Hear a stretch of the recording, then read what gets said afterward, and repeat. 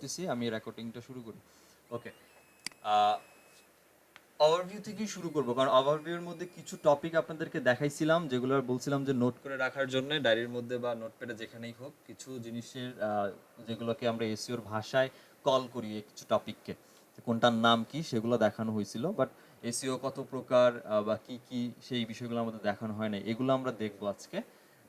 এগুলো কভার করে, যেহেতু ওভারভিউর মধ্যে কিছু জিনিস বাদ ছিল, ওই দেখে আমরা কিওয়ার্ড রিসার্চে মুভ করবো আর কি, যেটা ফ্রি মেথড এবং পেইড মেথড দুইটাতেই ট্রাই করব কভার করে ফেলার। এখন আমাকে আগে একটা জিনিস বলেন, আপনারা যারা গত ক্লাসে ছিলেন, আমি যখন এখানে সার্চ করেছিলাম এরকম গতকালকে, যে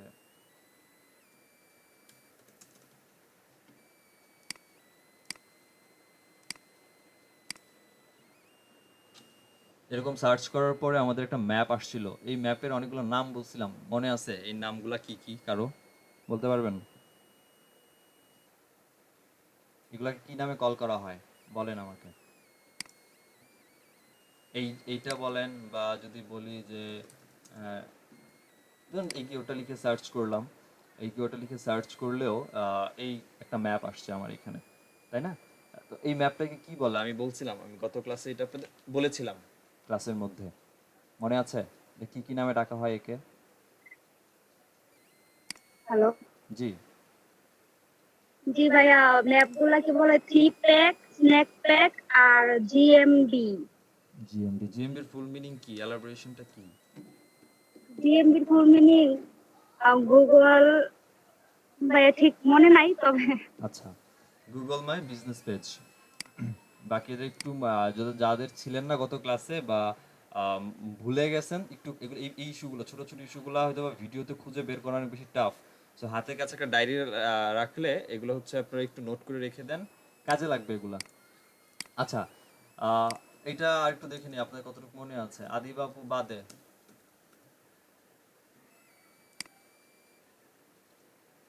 এই যে একটা ভিউ আসছে, এটাকে কি ভিউ বলা হয়? এই যে এখানে মুভির লিস্টটা আসতেছে, এটাকে কি ভিউ বলা হয়? Text box maybe. মনে আছে?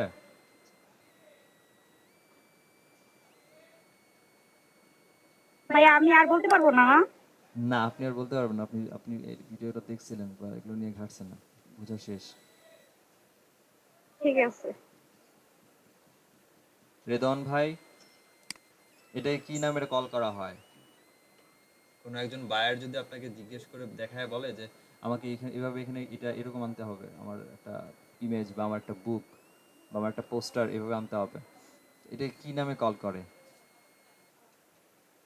হ্যাঁ, এই মুহূর্তে অ্যাকচুয়ালি একটু মাথায় আছে। কারো ভাইয়া লিস্ট একটু বক্স। দেখতে হবে। List list list box. List view. হ্যাঁ হ্যাঁ, ভিউ বা easy। Box. List list view. View list view বলে এটাকে, ঠিক হ্যাঁ, আছে? List view. ঠিক আছে, বলেন এটার নাম কি? এখানে একটা বক্স আসছে, এটা কাজী হচ্ছে Nazrul. Knowledge, knowledge box knowledge. বা নলেজ ভিউ, ভিউ বা বক্স সামথিং লাইক ভাই দ্যাট। আমরা কি আমাদের মডিউল থেকে এসইও থেকে শুরু করছি? জি জি, এটাকে বলা হয় knowledge box, knowledge graph. Knowledge box ঠিক আছে, তাও ক্লায়েন্ট বুঝবে যে knowledge knowledge box, knowledge graph এটাকে কি বলে? এখানে আরেকটা এই যে এখানে আরেকটা বক্স আসছে, এটাকে কি বলে? One box. কি অন বক্স?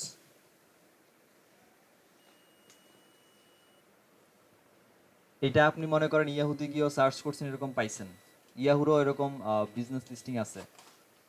এখন তো এটা এটা কিসের অনবক্স? অনবক্স ঠিক আছে, ওয়ান বক্স, এটা হচ্ছে গুগলের অনবক্স, গুগল অনবক্স। ইয়াহুতে গেলে সেটা ইয়াহু অনবক্স। বিভিন্ন সার্চ ইঞ্জিনের হিসাব করে এক একটা সার্চ ইঞ্জিনের এক এক রকম নামে একে কল করা হয়। আচ্ছা, আর একটু আসি, একটু পিছনগুলো একটু রিভিউ করে দেখে নিই কি অবস্থা আপনাদের। এই যে এইখানে এটার পরে যে এই যে এখানে যে আরো কয়েকটা লিংক আসছে, এগুলোকে কি বলে? এটাকে এটাও সাইট দেখাচ্ছি, লিংক। সাইট লিংক বলে। Cycling cycling. জি, সাইট লিংক বলে। ঠিক আছে, এখন আসেন সহজ কথা যদি বলি, মডিউলে যেটা ছিল যে এসইও কি, এসইও হচ্ছে কোনো রকম সেটা এসইওটা যে কোনো সার্চ ইঞ্জিনের জন্য হতে পারে, সেটা গুগলের জন্য হতে পারে, ইয়াহুর জন্য হতে পারে, অ্যামাজনের জন্য হতে পারে, বিং এর জন্য হতে পারে, ইয়ান্ডেক্সের জন্য হতে পারে, যে কোনো সার্চ ইঞ্জিনের জন্য হতে পারে। সহজ মোট কথা হচ্ছে, যখনই আমরা এই যে সার্চ ইঞ্জিনগুলো আছে, পৃথিবীতে যত সার্চ ইঞ্জিন আছে, এই সার্চ ইঞ্জিনগুলোকে কোনো রকম পেইড করা ছাড়া অর্গানিকলি যখন আমরা আমাদের ওয়েবসাইটগুলোকে র্যাঙ্ক করাই স্পেসিফিক কিছু কিওয়ার্ডের উপরে ডিপেন্ড করে, ওই পদ্ধতি, যে পদ্ধতির মাধ্যমে অ্যাকচুয়ালি কাজটা আমরা করি। এখন এসির মধ্যে অনেকগুলো ইস্যু আছে, এখন ওই ইস্যু প্রত্যেকটাকে টাচ করে করে যে আমরা প্রত্যেকটা কাজ আমাদের ওয়েবসাইটের মধ্যে কমপ্লিট করে আমরা সার্চ ইঞ্জিনকে টাকা দেওয়া ছাড়া যখন আমরা একটা কিওয়ার্ডের জন্য র্যাঙ্ক করায় ফেলি, ওই প্রসিডিউরটাকে সহজ কথায় এসইও বলা হয়। এখন আমি গত ক্লাসে আপনাদের কিভাবে কাজ করে এটার কিছু ব্লক আমি আপনাদের পেইন্টে দেখাইছিলাম, যে গুগল একটা কিওয়ার্ডের উপরে বেস করে তার অনেকগুলো রুম থাকে সার্ভারে, সেই সার্ভারের মধ্যে এক একটা কিওয়ার্ড বেসিসে ওয়েবসাইটগুলোকে ডিপেন্ড করে। এখন কি কি ডিপেন্ড করে, যে একটা ওয়েবসাইটের স্পিড কেমন, একটা ওয়েবসাইটের কন্টেন্টের মান কেমন, একটা ওয়েবসাইটের কন্টেন্টগুলোর মধ্যে কিওয়ার্ডগুলোকে কিভাবে বসানো হয়েছে, এই ইস্যুগুলো অনেক কিছু মেনটেন করে গুগল, এবং মেনটেন করে। জি তামিদ ভাই বলেন।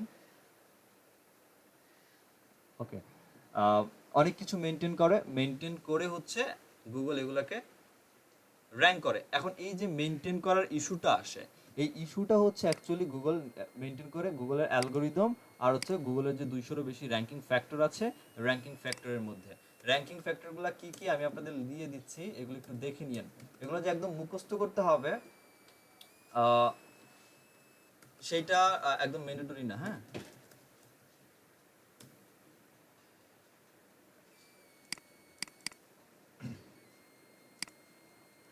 চ্যাট বক্সে দিয়ে দিচ্ছি, একটু কালেক্ট করে রাখেন এগুলো, পরবর্তীতে বসে বসে দেখেন যে অ্যাকচুয়ালি গুগলের র্যাঙ্কিং ফ্যাক্টরগুলো কি, যে 200-এরও বেশি যে সিগন্যাল কাজ করে একটা ওয়েবসাইটকে বা একটা কন্টেন্টকে র্যাঙ্ক করার জন্য। এগুলো হচ্ছে 200-এরও বেশি সিগন্যাল হচ্ছে এখানে। এটা আপডেট আসছে জানুয়ারিতে। এখানে দেখেন অনেকগুলা হিসাব নিয়ে কাজ করে, ডোমেনের বয়স কত, এটা একটা ইস্যু, তার উপরে ডোমেনের টপ লেভেল কীরকম, কিওয়ার্ডগুলো ডোমেনের মধ্যে আছে কিনা, দেন কিওয়ার্ড সাবডোমেনের মধ্যে আছে কিনা, যদি সাবডোমেন থ্রুতে যদি কেউ কখনো র্যাঙ্কিং করতে চায় বা এসইও করতে চায়, ডোমেনের হিস্টোরি, এক্সাক্ট ম্যাচ বা ইএমডি বলা হয় এটাকে, যদি ইএমডি আপডেট, গুগল এটা একটা এক্স্যাক্টলি অ্যালগোরিদম, গুগল এই ইএমডি ম্যাচ দ্বারা ট্রাই করে যে আপনার যে মেইন কিওয়ার্ডটা আছে, এই মেইন কিওয়ার্ডটা আপনার ইউআরএল বা ডোমেনের মধ্যে আছে কিনা। ইউআরএল বা ডোমেনটা কি? ইউআরএল বা ডোমেন হচ্ছে আমরা যেটা লিখি, যেমন আমি যদি বলি যে alkalinebattery.com, দেখেন অ্যালকালাইন ব্যাটারি, অ্যালকালাইন ব্যাটারি একটা কিওয়ার্ড, আমার এটা হচ্ছে ডোমেন। এই মেইন কিওয়ার্ডটা নিয়েই আমার হচ্ছে একটা ডোমেন ক্রিয়েট করা আছে, বা আমার একটা সাইট নেওয়া আছে alkalinebattery.com। এখন এই অ্যালকালাইন ব্যাটারি শুধুমাত্র গুগলে অ্যালকালাইন ব্যাটারি লিখেই সার্চ করে হচ্ছে অ্যাভারেজে 12 বা 13,000 বা 8,000 10,000 এরকম পিপল। এখন মেইন কিওয়ার্ড ডেফিনেটলি আপনার কন্টেন্টগুলোর মধ্যে থাকবে, কিন্তু এই কন্টেন্টগুলো থাকার বাইরেও যে বাড়তি কাজগুলা, অ্যাডভান্টেজ কাজগুলা, সেগুলো হচ্ছে যে আমার এই যে ডোমেন নেমগুলো থাকে, এই ডোমেনের মধ্যে ট্রাই করা যে আমার যে স্পেসিফিক টপিক, স্পেসিফিক নিশ, এই টপিকটাকে আমি অ্যাজ এ ডোমেন হিসাবে নিয়ে নেই, রাখার চেষ্টা করা। ব্যাপারটা এমন না যে আপনাকে এটা রাখতেই হবে, না রাখলে আপনার র্যাঙ্ক করবে না। আপনার কন্টেন্টের মান যদি বেটার হয় ডেফিনেটলি র্যাঙ্ক করবে, এটা ডাজন্ট ফ্যাক্ট। বাট ফ্যাক্টর, গুগলের র্যাঙ্কিং ফ্যাক্টরের দিকে এই ইএমডি বা এক্সাক্ট ম্যাচ ডোমেনটা অনেক বেশি হেল্প করে, যদি থেকে থাকে এরকম। এরকম প্রায় অনেকগুলো ইস্যুস আছে এখানে।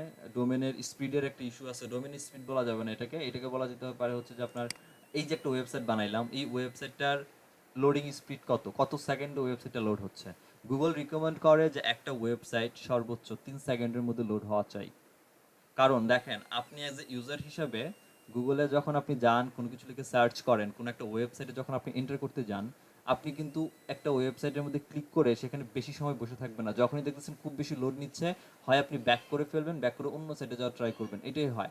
এখন আপনি আমার ওয়েবসাইটে আসার ট্রাই করেছেন, আমার ওয়েবসাইট লোড হইতে অনেক বেশি সময় লাগতেছে, আপনি আমার সাইট থেকে বের হয়ে চলে গেলেন, আলটিমেট লস হচ্ছে আমার। কারণ একজন ইউজার যখন একটা ওয়েবসাইটে ঢোকার জন্য ক্লিক করে কোনো একটা লিঙ্কে, গুগলের কাছে সাথে সাথে একটা সিগন্যাল যায় যে কোনো একজন ইউজার এই কিওয়ার্ডের জন্য এই ওয়েবসাইটের এই পেজের মধ্যে এন্টার করা ট্রাই করতেছে।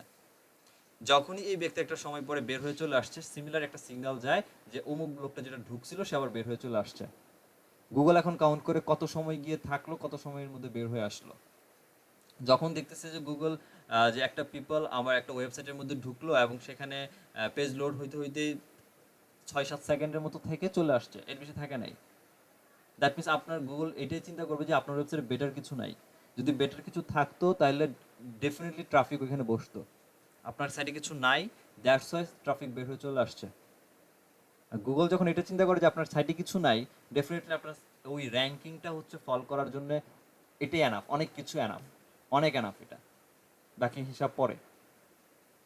সো সাইটের লোডিং স্পিডটা অনেক বেশি মেজার করে যে আপনার ওয়েবসাইটের র্যাঙ্কিং ফ্যাক্টরের দিকে অনেক বেশি। আপনি যদি আমি এমনও ওয়েবসাইট দেখেছি আমার ইয়েতে, ইভেন এখনো আছে, আমরা দেখবো কিছু কিছু দু একদিন পরেই, যে তার ওয়েবসাইটে অনেক খারাপ খারাপ কিছু ব্যাকলিঙ্ক আছে, যেটা অফ পেজের কাজ।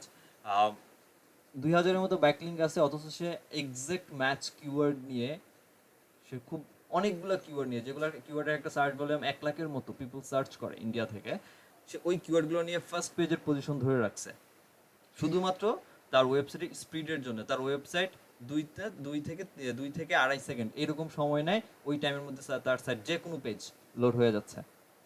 এতটা বেস্ট একটা সাইট ক্রিয়েট করা হয়েছে শুধুমাত্র এই কাজটা হয়েছে শুধুমাত্রই হচ্ছে স্পিডের জন্য। সো স্পিড একটা র্যাঙ্কিং এর জন্য অনেক বেশি ফ্যাক্টরস রান করে। সো এগুলো হচ্ছে গুগলের ফ্যাক্টর, একটু দেখে নিয়েন। এখানে টোটাল 200টা ফ্যাক্টরি আছে, কোন কোন 200টা ফ্যাক্টর কি কি কাজ করে এগুলো দেখে যদি না বুঝেন কোন ফ্যাক্টর কি বা অ্যাকচুয়ালি কি কাজ করতেছে আমাকে একটু বললেন, আমি সেগুলো আবার দ্বিতীয়বার বুঝাই দিব। এখন যদি পুরো 200 সিগন্যাল নিয়ে কথা কথা বলতে যাই এখানে অনেক বেশি সময় লাগবে, ঠিক আছে? আর এটা মুখস্থের কিছু আচ্ছা নাই, ভাইয়া, জেনে একটা রাখেন। কোয়েশ্চেন ছিল ভাইয়া। জি, সেটা হচ্ছে যে লোকাল হোস্টিং সাইট আর ইন্টারন্যাশনাল হোস্টিং সাইটের উপর তো মানে স্পিডটা ডিপেন্ড করে, তাই না? নাকি এরকম কিছু? লোকাল হোস্টিং যে আমি সাইট বলতে কি বাংলাদেশি হোস্টিং প্রোভাইডার? হ্যাঁ হ্যাঁ হ্যাঁ হ্যাঁ হ্যাঁ হ্যাঁ, আচ্ছা, আর ইন্টারন্যাশনালি যারা আছে। একটা ইস্যুস দাঁড়ায় সেটা হচ্ছে যে হোস্টিং এর কিছু কোয়ালিটি আছে। বাংলাদেশে যদি রিসেলার নিয়ে শেয়ার্ড হোস্টিং প্রোভাইড করে, এখন ব্যাপারটা এরকম, হোস্টিং এর সাইটের স্পিডটা বাংলাদেশের কিনা বা বাইরের ইন্টারন্যাশনাল কিনা সেটা ডিপেন্ড করে না, ডিপেন্ড করে হচ্ছে আচ্ছা। সার্ভিস। সার্ভিস আর হচ্ছে ডাটা সেন্টার। ডাটা সেন্টার বাংলাদেশের সার্ভিস আমি বেটার এখন পর্যন্ত পাইনি আমি আমার লাইফে, যতদিন পর্যন্ত আমি ওয়েবসাইট নিজে চালাচ্ছি। আপনি ভাইয়া কাদের থেকে হোস্টিং নেওয়াটা রিকমেন্ড করেন? আমি Like, আমি একটা ওয়েবসাইট বানাবো তো। আমি নেমচিপ থেকে নেওয়াটাই রিকমেন্ড করি, বিকজ অফ এদের সার্ভিসটা এতটা বেস্ট যে আপনি একটা কাজ পারতেছেন না, সাপোজ আপনি ওয়েবসাইটের ডিজাইনটাই করতে পারতেছেন না, হোস্টিং কোম্পানিতে নক দিয়ে যদি বলেন যে আমি না আমার ওয়ার্ডপ্রেসের এই কাজটা করতে পারতেছেন, এটা করে দিবেন, ওইখানে বসে প্লাগইন ইনস্টল দিয়ে সুন্দর করে দিবে। আচ্ছা আচ্ছা ভাইয়া, আইটিনারটা কেমন? বলতে পারলাম না। আপনি আচ্ছা, এছাড়া এর ঠিক বাইরে আছে। হোস্টিঙ্গার দেখতে পারেন, হোস্টিঙ্গার.com, এটা দেখতে পারেন। আচ্ছা, বাট নেমচিপটা বেস্ট। হ্যাঁ, তো এখানে ব্যাপার হচ্ছে ডাটা সেন্টার। ডাটা সেন্টার বলতে যে আপনি আপনার সাইটের ভিজিটর কোথায়, ধরে নিলাম আপনার ভিজিটর হচ্ছে ইউনাইটেড স্টেটসে, সাপোজ না বাংলাদেশ আগে ধরেন আপনার সাইটের সবগুলো পিপল হচ্ছে বাংলাদেশি যারা ভিজিট করে। এখন আপনার সাইটের যে ডাটা সার্ভার বা যেখান থেকে সাইটটা লোড হয়, হ্যাঁ, প্রত্যেকটা হোস্টিং এর ডাটা সেন্টার থাকে, ম্যাক্সিমাম ডাটা সেন্টার ইউকে হয়, ইউএসএ হয়, রাশিয়ার হয়, ইন্ডিয়ার সার্ভারও আছে। তো এখন মনে করেন এই নর্মালি চিন্তা করেন আপনি পঞ্চগড় থেকে চিটাগং যাবেন, এখন পঞ্চগড় থেকে চিটাগং যাইতে আপনার কতটা সময় লাগবে আর কক্সবাজার থেকে চিটাগং যেতে আপনার কতটা সময় লাগবে, পার্থক্যটা তো বুঝেন। এখন আপনার ডাটা সেন্টার বা ডাটা সার্ভার হচ্ছে ইউনাইটেড স্টেটসে, আপনার পিপল হচ্ছে বাংলাদেশি ক্লায়েন্ট। তো বাংলাদেশ থেকে সাইট লোড হচ্ছে এবং ডাটাগুলো কনভার্ট হয়ে আসতেছে কোথা থেকে, ইউএসএ ডাটা সেন্টার থেকে। ওই যে একটা ডিস্টেন্স, এটা কিন্তু খুব বেশি ডিস্টেন্স না, কয়েক মাইক্রো সেকেন্ডের ডিস্টেন্স। এটা আহামরি যে 2-4-5 সেকেন্ডের ডিস্টেন্স এটা হয় না, কয়েক মাইক্রো সেকেন্ডের ডিস্টেন্স হয়। কিন্তু আপনার ইন্ডিয়া থেকে যদি আপনার ডাটা সেন্টার থাকতো ট্রাফিক আপনার বাংলাদেশের, সেই ক্ষেত্রে ডেফিনেটলি ইউএসএস ডাটা সেন্টার থেকে লোডিংয়ের যে স্পিডটা আসতো ইন্ডিয়ার থেকে তার থেকে একটু বেশি ফাস্টে লোড হইতো। ওই এই ইস্যুগুলো অনেক বেশি কাজ করে, একটু চিন্তা ভাবনা করে নিতে হয়। তবে আমরা এটাই চিন্তা করি এখন বর্তমানে যে USA data centre is the best. কেন? কারণ এদের একটা যেহেতু সবগুলোই ইলেকট্রিক্যাল ইস্যু, তারপরে টেকনিক্যাল পারপাস আছে।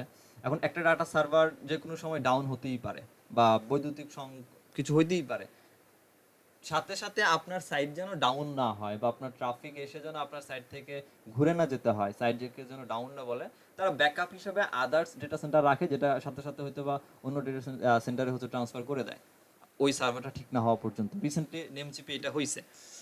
তো এটার জন্য কিছু কোম্পানি আছে যারা বেস্ট, তার মধ্যে নেমচিপ একা। এখন বাংলাদেশে কিছু আছে যারা কই থেকে রিসেলার নিচ্ছে জানি না আমি, এদের দেখা যায় সার্ভার একটা ডাউন হলে এদের আর ব্যাকআপ হিসাবে কিছু থাকে না, এদের সার্ভার যতক্ষণ পর্যন্ত সময় ঠিকঠাক না হবে ততক্ষণ পর্যন্ত আপনার সাইট ডাউন। তার মধ্যে আরেকটা ইস্যু হচ্ছে অ্যান্টিভাইরাসের ইস্যু।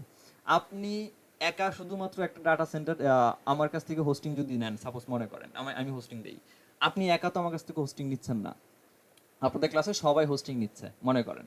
তো এখন রেদওয়ান ভাই যেটা করে, উনি হচ্ছে পিএইচপির একটা সাইট বানাইছে এবং ওইখানে সফটওয়্যার নিয়ে কাজ করে। আপনি ওয়ার্ডপ্রেসের একটা নিউজ পোর্টাল ব্লগিং নিয়ে কাজ করেন। আরেকজন মনে করেন এখানে তাহমিদ ভাই হচ্ছে সে ভাইরাস রিলেটেড কিছু সফটওয়্যার এখানে দেয়, এই ক্র্যাক করা সফটওয়্যার ফ্রিতে সেল করে, ওইখানে দিয়ে রাখছে সফটওয়্যারের মধ্যে ভাইরাস সহ আছে, যেগুলো ক্র্যাক করা সফটওয়্যার, ওইগুলো পিপল ডাউনলোড করে চালাতে পারে।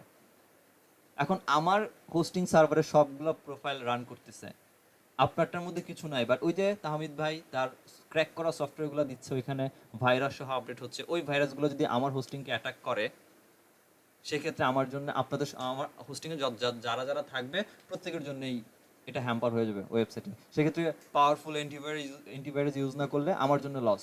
এখন বাংলাদেশের অনেক হোস্টিং কোম্পানি অ্যান্টিভাইরাস এটা ইউজ করে না, এটা হচ্ছে মূল আরেকটা কারণ। যাই হোক, এগুলো অনেকগুলা কারণ আছে, এখন ডিসকাস না করি।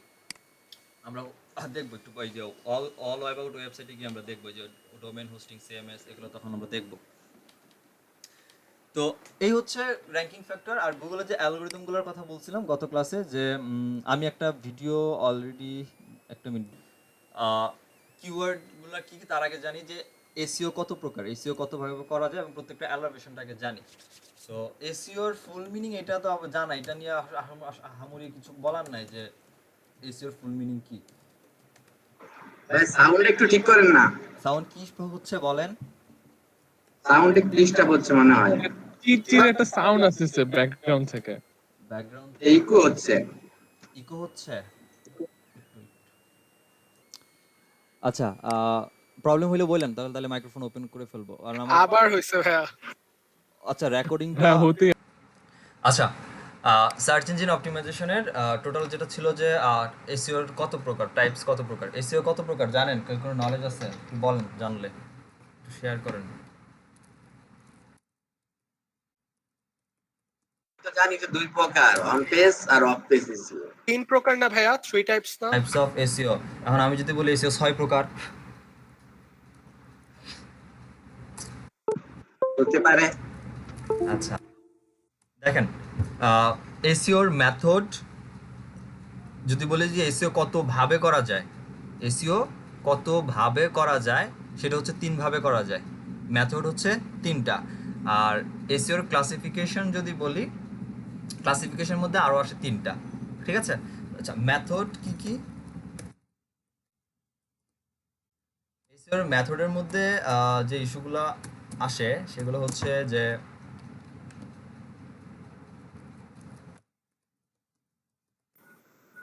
হোয়াইট হেড মেথড বা হোয়াইট হেড এসইও। সেকেন্ড হচ্ছে গ্রে হেড এসইও। একটা হচ্ছে ব্ল্যাক হেড এসইও। এই হচ্ছে 3 প্রকার, 3টা মেথড আমরা এসইও করতে পারি একটা ওয়েবসাইটকে। হোয়াইট হেড মেথডে করতে পারি, গ্রে হেড মেথডে এসইও করতে পারি, আর হচ্ছে ব্ল্যাক হেড মেথডে এসইও করতে পারি। এখন আসেন যে হোয়াইট হেড মেথডটা কি। ওই যে প্রথম দিন বলছিলাম বা কিছুক্ষণ আগে আরও বললাম যে গুগলের অ্যালগোরিদম আছে আর গুগলের র্যাঙ্কিং ফ্যাক্টর আছে। এরকম গুগল সহ আদার্স আরও যত সার্চ ইঞ্জিন আছে প্রত্যেকের এরকম অ্যালগোরিদম আছে। এখন অ্যালগোরিদম আর র্যাঙ্কিং ফ্যাক্টরগুলো মানে হচ্ছে টার্মস অ্যান্ড কন্ডিশন, প্রত্যেকটা সার্চ ইঞ্জিনের টার্মস অ্যান্ড কন্ডিশন। তো আপনি যখন একটা ওয়েবসাইট অপটিমাইজ করার ক্ষেত্রে যে সার্চ ইঞ্জিনকে টার্গেট করছেন, ওই সার্চ ইঞ্জিনের যা যা রিকমেন্ডেশন আছে, তাদের যত ধরনের টার্মস অ্যান্ড কন্ডিশন আছে, প্রত্যেকটা টার্মস অ্যান্ড কন্ডিশন মেনটেন করে যখন আপনার সাইটকে এসইও করবেন, তখনই হচ্ছে ওইটা হোয়াইট হেড এসইওর মধ্যে পড়ে, যেটা আমরা অলওয়েজ করি বা আমরা করব ইন ফিউচারে। আমরা সবসময় হোয়াইট হেড এসইও মেথডেই এসইও করি বা এসইও করব। আচ্ছা, এটা কেন করব, হোয়াইট হেড মেথডে কেন করা দরকার? আমরা যদি আমাদের বিজনেসকে লং টাইম অনলাইনে রাখতে চাই বা করতে চাই অনলাইনের মাধ্যমে, তখন ডেফিনেটলি আমাদের হোয়াইট হেড মেথডই লাগবে। কারণ আমরা যদি কোনো না কোনো কারণবশত বা কোনো না কোনোভাবে যদি গুগলের টার্মস অ্যান্ড কন্ডিশনগুলোকে ব্রোক করি, ডেফিনেটলি এটার জন্য একটা পেনাল্টি আমাদের খাইতে হবে। একটা পেনাল্টি খাওয়া মানে সাইট ডাউন হওয়া, আমাদের জন্য প্রফিটের দিকে বা বলেন, বা আমার সাইটের র্যাঙ্কিংয়ের ফ্যাক্টর বলেন, বা আমার ট্রাফিক বলেন, সব কিছুতে আমার লস, যেটা আমি কখনোই চাই না, বা এটা হোক, এটা আমার প্রয়োজন নাই। So long time business run করতে গেলে হোয়াইট হেড মেথডে এসইও করতে হয়, এবং মার্কেট প্লেসে যত ক্লায়েন্ট আপনারা পাবেন সবাই হোয়াইট হেড মেথডটাকেই খোঁজে। হাতে গোনা দু একটা ক্লায়েন্ট পাবেন যারা ব্ল্যাক হেড মেথড খোঁজে। তবে আমার সব থেকে পছন্দের মেথড হচ্ছে গ্রে হেড মেথড পার্সোনালি। তো এখন হোয়াইট হেড মেথডে একটা সাইটকে র্যাঙ্ক করতে গেলে সাইটের কোয়ালিটি, সাইটের কম্পিটিটর, নিশের কম্পিটিটর সব কিছু ডিপেন্ড করে হচ্ছে একটা টাইম লাগে, যে হ্যাঁ একটা সাইট র্যাঙ্ক করতে 4 মাস লাগবে, বা একটা সাইট র্যাঙ্ক করতে 16 মাস লাগবে, 9 মাস লাগবে, 1 বছর লাগবে। এটা ডিপেন্ড করে হচ্ছে আপনি বা আপনার ক্লায়েন্ট, যেই ধরেন আপনার কথা চিন্তা করেন যে আপনি অ্যাকচুয়ালি কোন টপিক নিয়ে কথা বলতেছেন। এখন মনে করেন আপনি কথা বলতেছেন হেলথ নিয়ে। এখন হেলথ নিয়ে লেখালেখি করবেন, হেলথ নিয়ে বিশ্বে অনেক লোক লেখালেখি করে, যেটা কম্পিটিশন অনেক বেশি। এখন আবার মনে করেন আপনি হঠাৎ করে লেখালেখি করা শুরু করলেন কি মাইক্রোফোন নিয়ে, শুধু মাইক্রোফোন নিয়ে আপনি লেখালেখি করেন। এখন মাইক্রোফোন নিয়ে আহামরি অনেক ওয়েবসাইট নাই, হেলথের থেকে অ্যাটলিস্ট কম আছে। এখন এর থেকে আরও যদি কমে আসি, সেই ক্ষেত্রে মনে করেন আপনি শুধুমাত্র জাহাজ নিয়ে কথা বলেন, জাহাজের বিভিন্ন ইস্যু নিয়ে আপনি লেখালেখি করেন, বা আপনি সমুদ্রে ব্লগিং করতেছেন, যেমন আপনি ট্রাভেলিং করেন যে বিভিন্ন দেশের বিচগুলোতে, আপনি ওইখানে বিচের ফ্যাসিলিটিসগুলো নিয়ে আপনি ডিসকাস করতেছেন। ওইখানে কিন্তু কম্পিটিটর কম, কারণ কতজন পিপল এটা নিয়ে কাজ করে ওটা রিসার্চগুলো বোঝা যায়, বাট হেলথ বলেন, টেকনোলজি বলেন, এগুলো থেকে কম। এই যে কম্পিটিটরগুলো, এদের উপর অ্যাকচুয়ালি ডিপেন্ড করে যে আপনার ওয়েবসাইট কতটা সময় লাগবে র্যাঙ্ক করতে গেলে।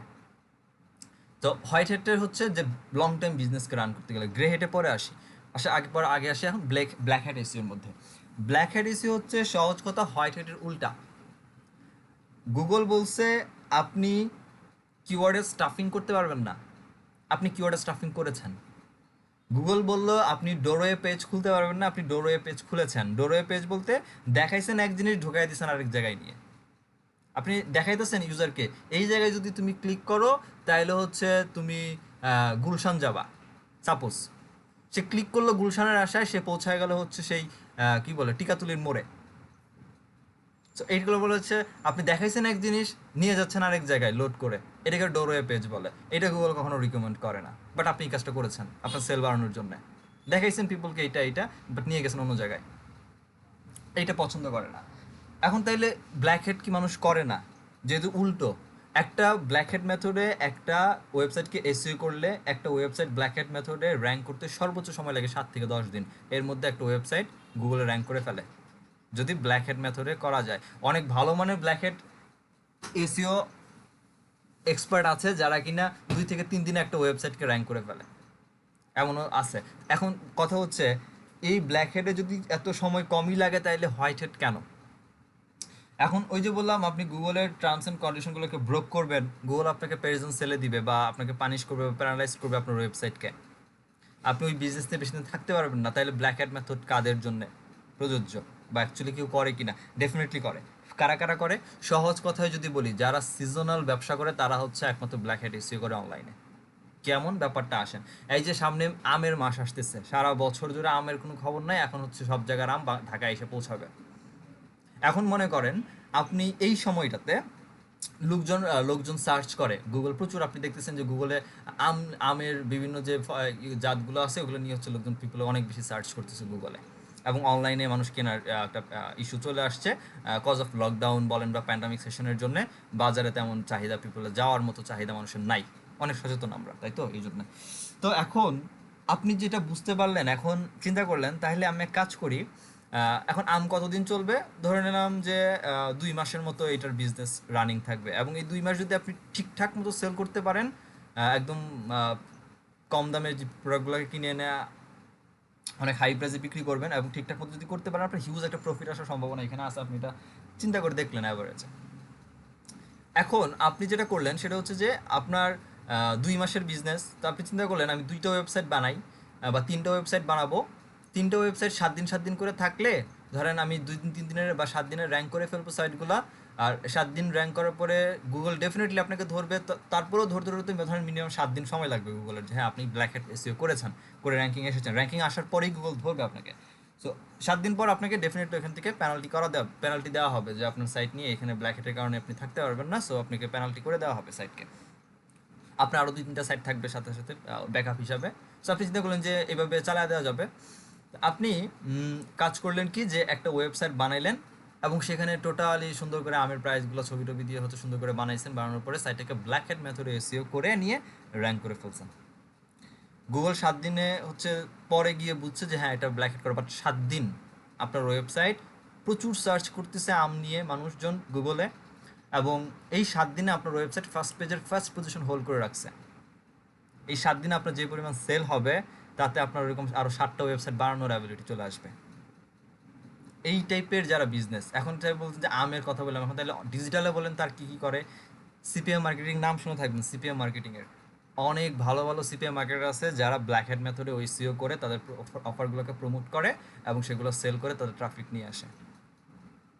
অনেকে অ্যামাজন বলেন বা যারা এসইও নিয়ে অ্যাফিলিয়েট মার্কেটিং যারা করে, অ্যামাজন বলেন, আলিবাবা বলেন বা আলি এক্সপ্রেস বলেন, এই সকল সাইটগুলোতে মাঝে মাঝে কিছু ডিল ছাড়ে নির্দিষ্ট কিছু সময়ের জন্য, যে 1 সপ্তাহের জন্য একটা অফার একটা প্রোডাক্টের উপরে বা কিছু প্রোডাক্টের উপরে ডিলিং হয়।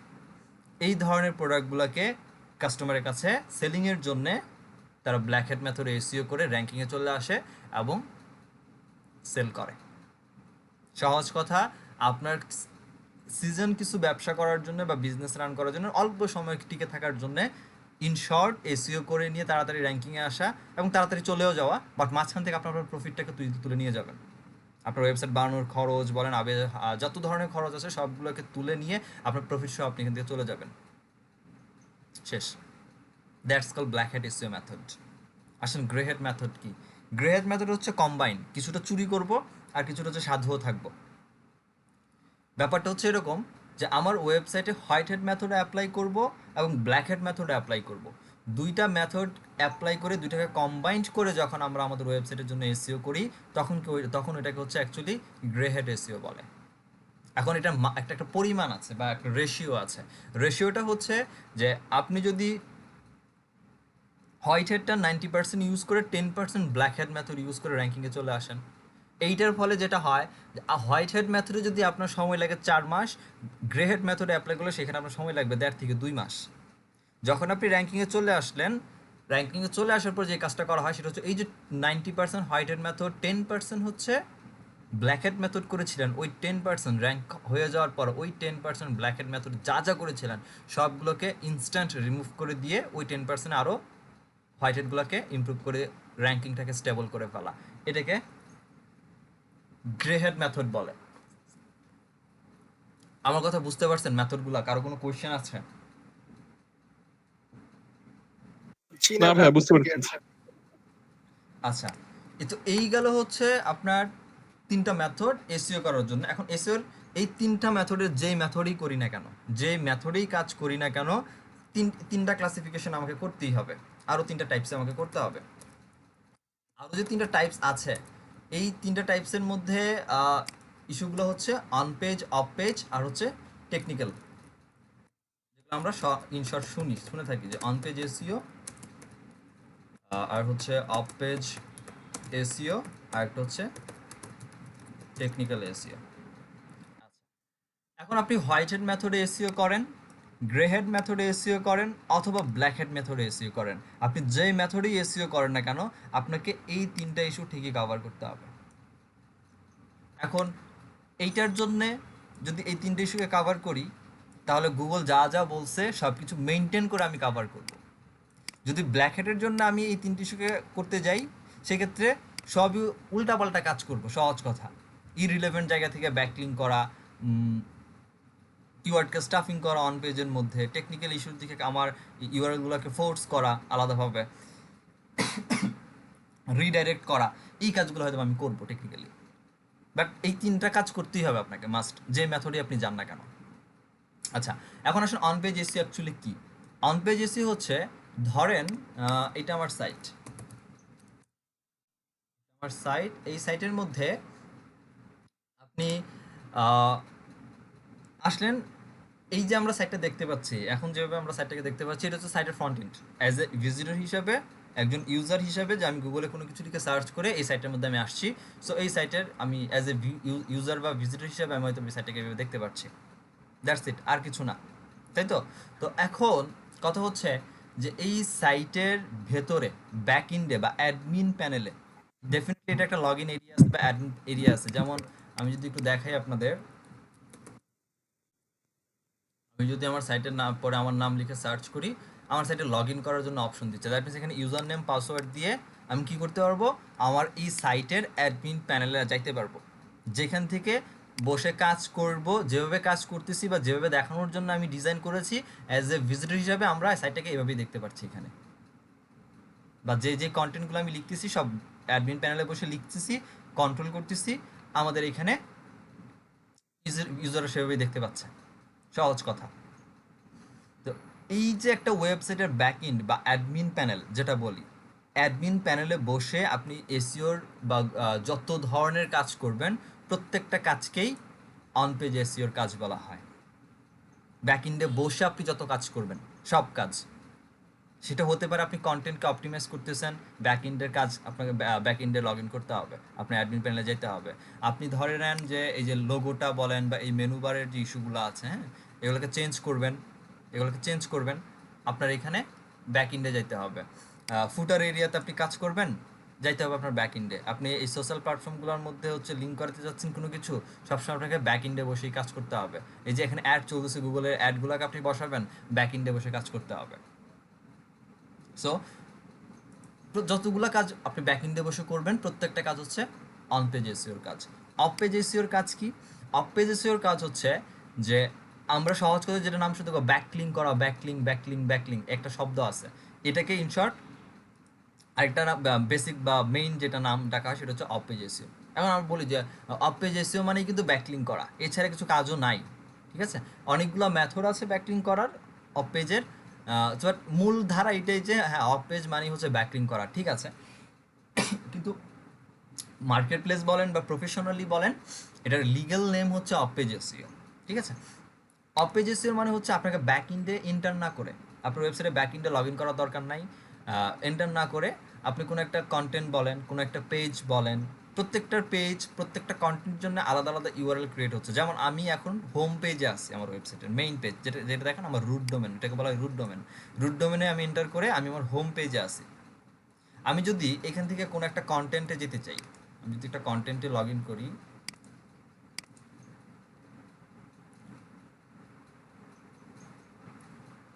দেখেন ইউআরএলটা চেঞ্জ হয়ে আমার কন্টেন্টটা লোড হইলো এবং এটার জন্য আলাদা আরেকটা ইউআরএল ক্রিয়েট হয়েছে বা আসছে। এখন আমি চাইলে আমি এই ইউআরএলটা, যে ইউআরএলের এগেনস্টে একটা কন্টেন্ট আসছে, এই একটা কন্টেন্ট এখানে আছে, রাইট? তো আমি চাইলে এই শুধুমাত্র এই কন্টেন্টটার জন্য এই ইউআরএলটাকে টার্গেট করে অফ পেজ এসইওর কাজ করতে পারি। অফ পেজ এসইওর কাজ কি করব?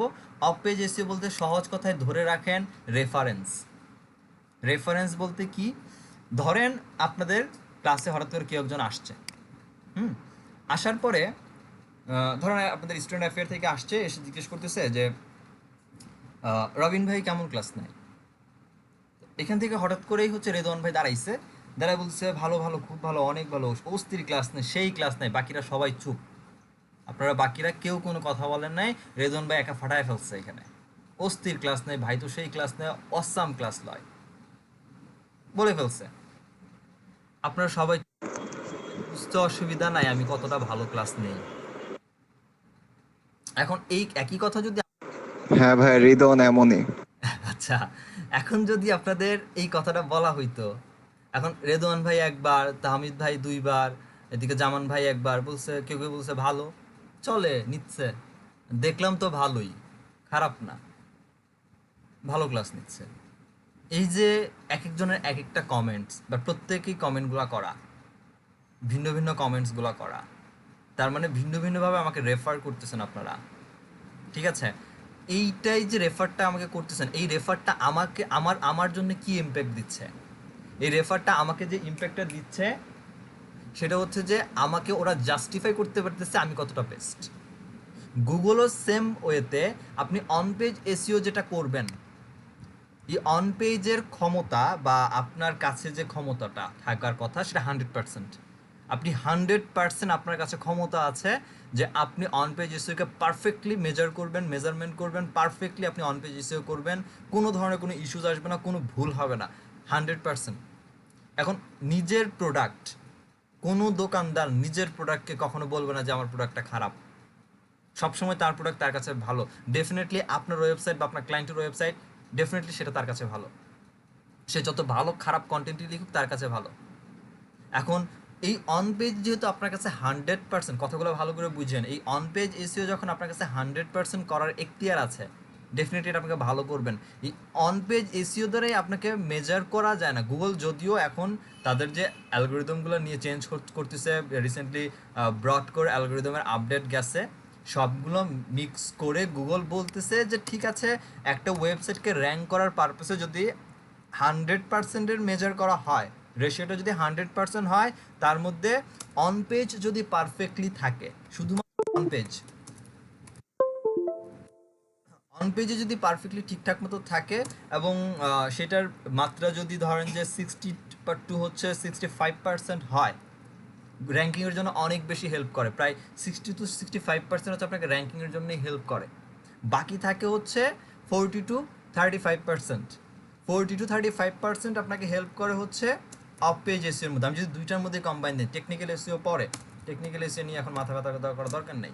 বাকি 30-35% এই ইস্যুটা আপনাকে 40-35% হচ্ছে আপনাকে হেল্প করতেছে অফ পেজ এসইওর ক্ষেত্রে। বাট অফ পেজ কিন্তু লাগবে 40% বা 35% হলে আপনার অফ পেজ এসইও লাগবে। আর এই অফ পেজ এসইও হচ্ছে আপনাকে রেফার করা, যেটার মাধ্যমে গুগল আপনার ওয়েবসাইটকে জাস্টিফাই করে আপনার ওয়েবসাইট কতটা বেস্ট।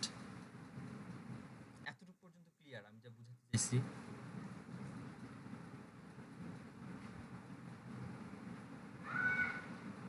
এতটুকু পর্যন্ত ক্লিয়ার? একটু কমিউনিকেট করেন আমার সাথে, আমি তো আছি। ভাইয়া অফ পেজের এসইও যে ব্যাপারটা বুঝাইলেন মানে পার্সেন্টেজ দিয়ে, ওটা একটু যদি আরেকবার একটু ক্লিয়ার করতেন, একটু আচ্ছা আওলায় ফেলছিলেন। আচ্ছা, আমি বলতেছি যে ধরে নিলাম অফ পেজ অন পেজ মিলায়ে, টেকনিক্যালটা পরে, এই অফ পেজ অন পেজ মিলায়ে রেশিও হচ্ছে 100%।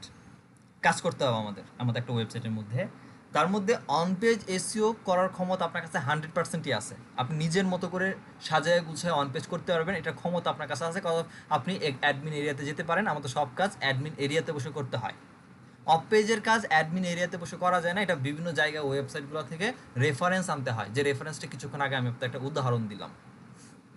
এখন আপনি যদি, যেহেতু আমাদের 100% কভার করতে হবে অন পেজ এবং অফ পেজ করে একটা ওয়েবসাইটের মধ্যে, সেই ক্ষেত্রে আপনি যদি পারফেক্টলি অন পেজ করেন একটা ওয়েবসাইটের পেছনে, আপনার এই শুধুমাত্র অফ পেজের করার কোনো দরকার নেই, অফ পেজ আপনি করেন নাই, শুধুমাত্র অন পেজ এসইও করছেন, শুধু এই অন পেজ এসইওটাই আপনাকে র্যাঙ্কিংয়ের জন্যে 60-65% হেল্প করতেছে, কাজ করে দিচ্ছে অলরেডি।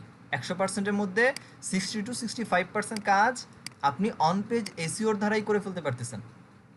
বাকি 40-35% যে কাজ বাকি আছে, এই কাজটাকে আপনাকে অফ পেজের মাধ্যমেই কভার করতে হবে, এবং এই 40-35% দ্বারাই গুগল আপনাকে ডিফাইন করে যে আপনার ওয়েবসাইট র্যাঙ্কিংয়ের জন্য কতটা বেস্ট। ও আচ্ছা, বুঝতে পারছি ভাইয়া, ঠিক আছে। আচ্ছা, এখন এই গেল হচ্ছে অন পেজ অফ পেজের হিসাব। এখন অফ পেজ হিসেবে বললাম যে বাইরে থেকে করতে হবে, অ্যাডমিন প্যানেলে ঢুকা যাবে না। এখন বাইরে বলতে ধরেন আমার টপিক হচ্ছে বা আমার নিশ হচ্ছে হেলথ নিশ, আমি হেলথ নিয়ে কথা বলতেছি। তো আমার এরকম সাইটের মতো বিশ্বে লাখ লাখ আরও ওয়েবসাইট আছে যারা হেলথ নিয়ে কাজ করে, হেলথের ওয়েবসাইট তাদেরও আছে। আমি কি করব, রিলেভেন্ট যা আমি যে টপিক নিয়ে কথা বলতেছি বা আমার যে টপিকের সাইট, এই টপিক নিয়ে আদার্স কোন কোন ওয়েবসাইট কাজ করতেছে, সেই সকল ওয়েবসাইটের মধ্য থেকে আমার জন্য রেফারেন্স কালেক্ট করতে হবে। রেফারেন্স বলতে তাদের ওয়েবসাইটে এরকম কন্টেন্ট, আমার সাইটে যেরকম কন্টেন্ট আছে তাদের ওয়েবসাইটেও সিমিলার এরকম কন্টেন্ট থাকবে। আমার যে কাজটা হবে কার মাইক যেন আনমিউট করা। কার মাইক আনমিউট করা? কবির ভাইয়ের মিউট আনমিউট করা। কবির ভাই একটু আরাফাত ভাইয়ারও আনমিউট করা আছে। আমার এখান থেকে তো আমি করতে পারতেছি না, ওনাদের করতে হবে। একটু করে দেন ভাই, মিউট করে দেন। আচ্ছা ধরেন ভাইয়া এটাকে কি উবার সাজেস্ট বলে? একটা সাইট আছে আমি দেখেছিলাম, নীল পাটেল উবার সাজেস্ট, সেখানে উবার সাজেস্ট একটা হ্যাঁ নীলপাটের আছে একটা উবার সাজেস্ট। ওটা কি চাচ্ছেন এটাতে? ভাইয়া আপনি যে বললেন এই যে র্যাঙ্ক করার ক্ষেত্রে কিওয়ার্ড বা আমার রিলেভেন্ট যারা আরো কম্পিটিটর আছে তাদের সম্পর্কে ইনফরমেশন জানা, এইটাই এইভাবেই কি বের করার ওয়েটাকে বলে যে নীল পাটেল উবার সাজেস্ট? না না না, ওর যেটা আছে ওইটা জাস্ট একটা ওয়েবসাইট যেখানে আমরা কিছু রিসার্চ করতে পারি মাত্র। ওইটার মতো আরো অনেক ওয়েবসাইট আছে যেখানে আমরা ফ্রিতে রিসার্চ করব। আচ্ছা আচ্ছা। ওইটা একটা জাস্ট একটা প্ল্যাটফর্ম যেখানে আমরা রিসার্চ করতে পারি, আর কিছু না। আচ্ছা দেখেন, এখানে দেখেন, I am so excited to right something reset my health and fitness journey. একটু খেয়াল করেন, এই যে একটা লাইন বা একটা সেন্টেন্স এখানে এই কন্টেন্টের মধ্যে আছে, এটা মনে করেন বাইরের একজন লোকের কন্টেন্ট। এই ব্যক্তি কি করছে দেখেন, এই হেলথ অ্যান্ড ফিটনেসের মধ্যে একটা লিঙ্ক ঢুকাই দিছে। আমি যদি এই লিঙ্কটাতে ক্লিক করি, এই লিঙ্কটা অন্য আরেকটা কন্টেন্টের মধ্যে আমাকে নিয়ে যাচ্ছে।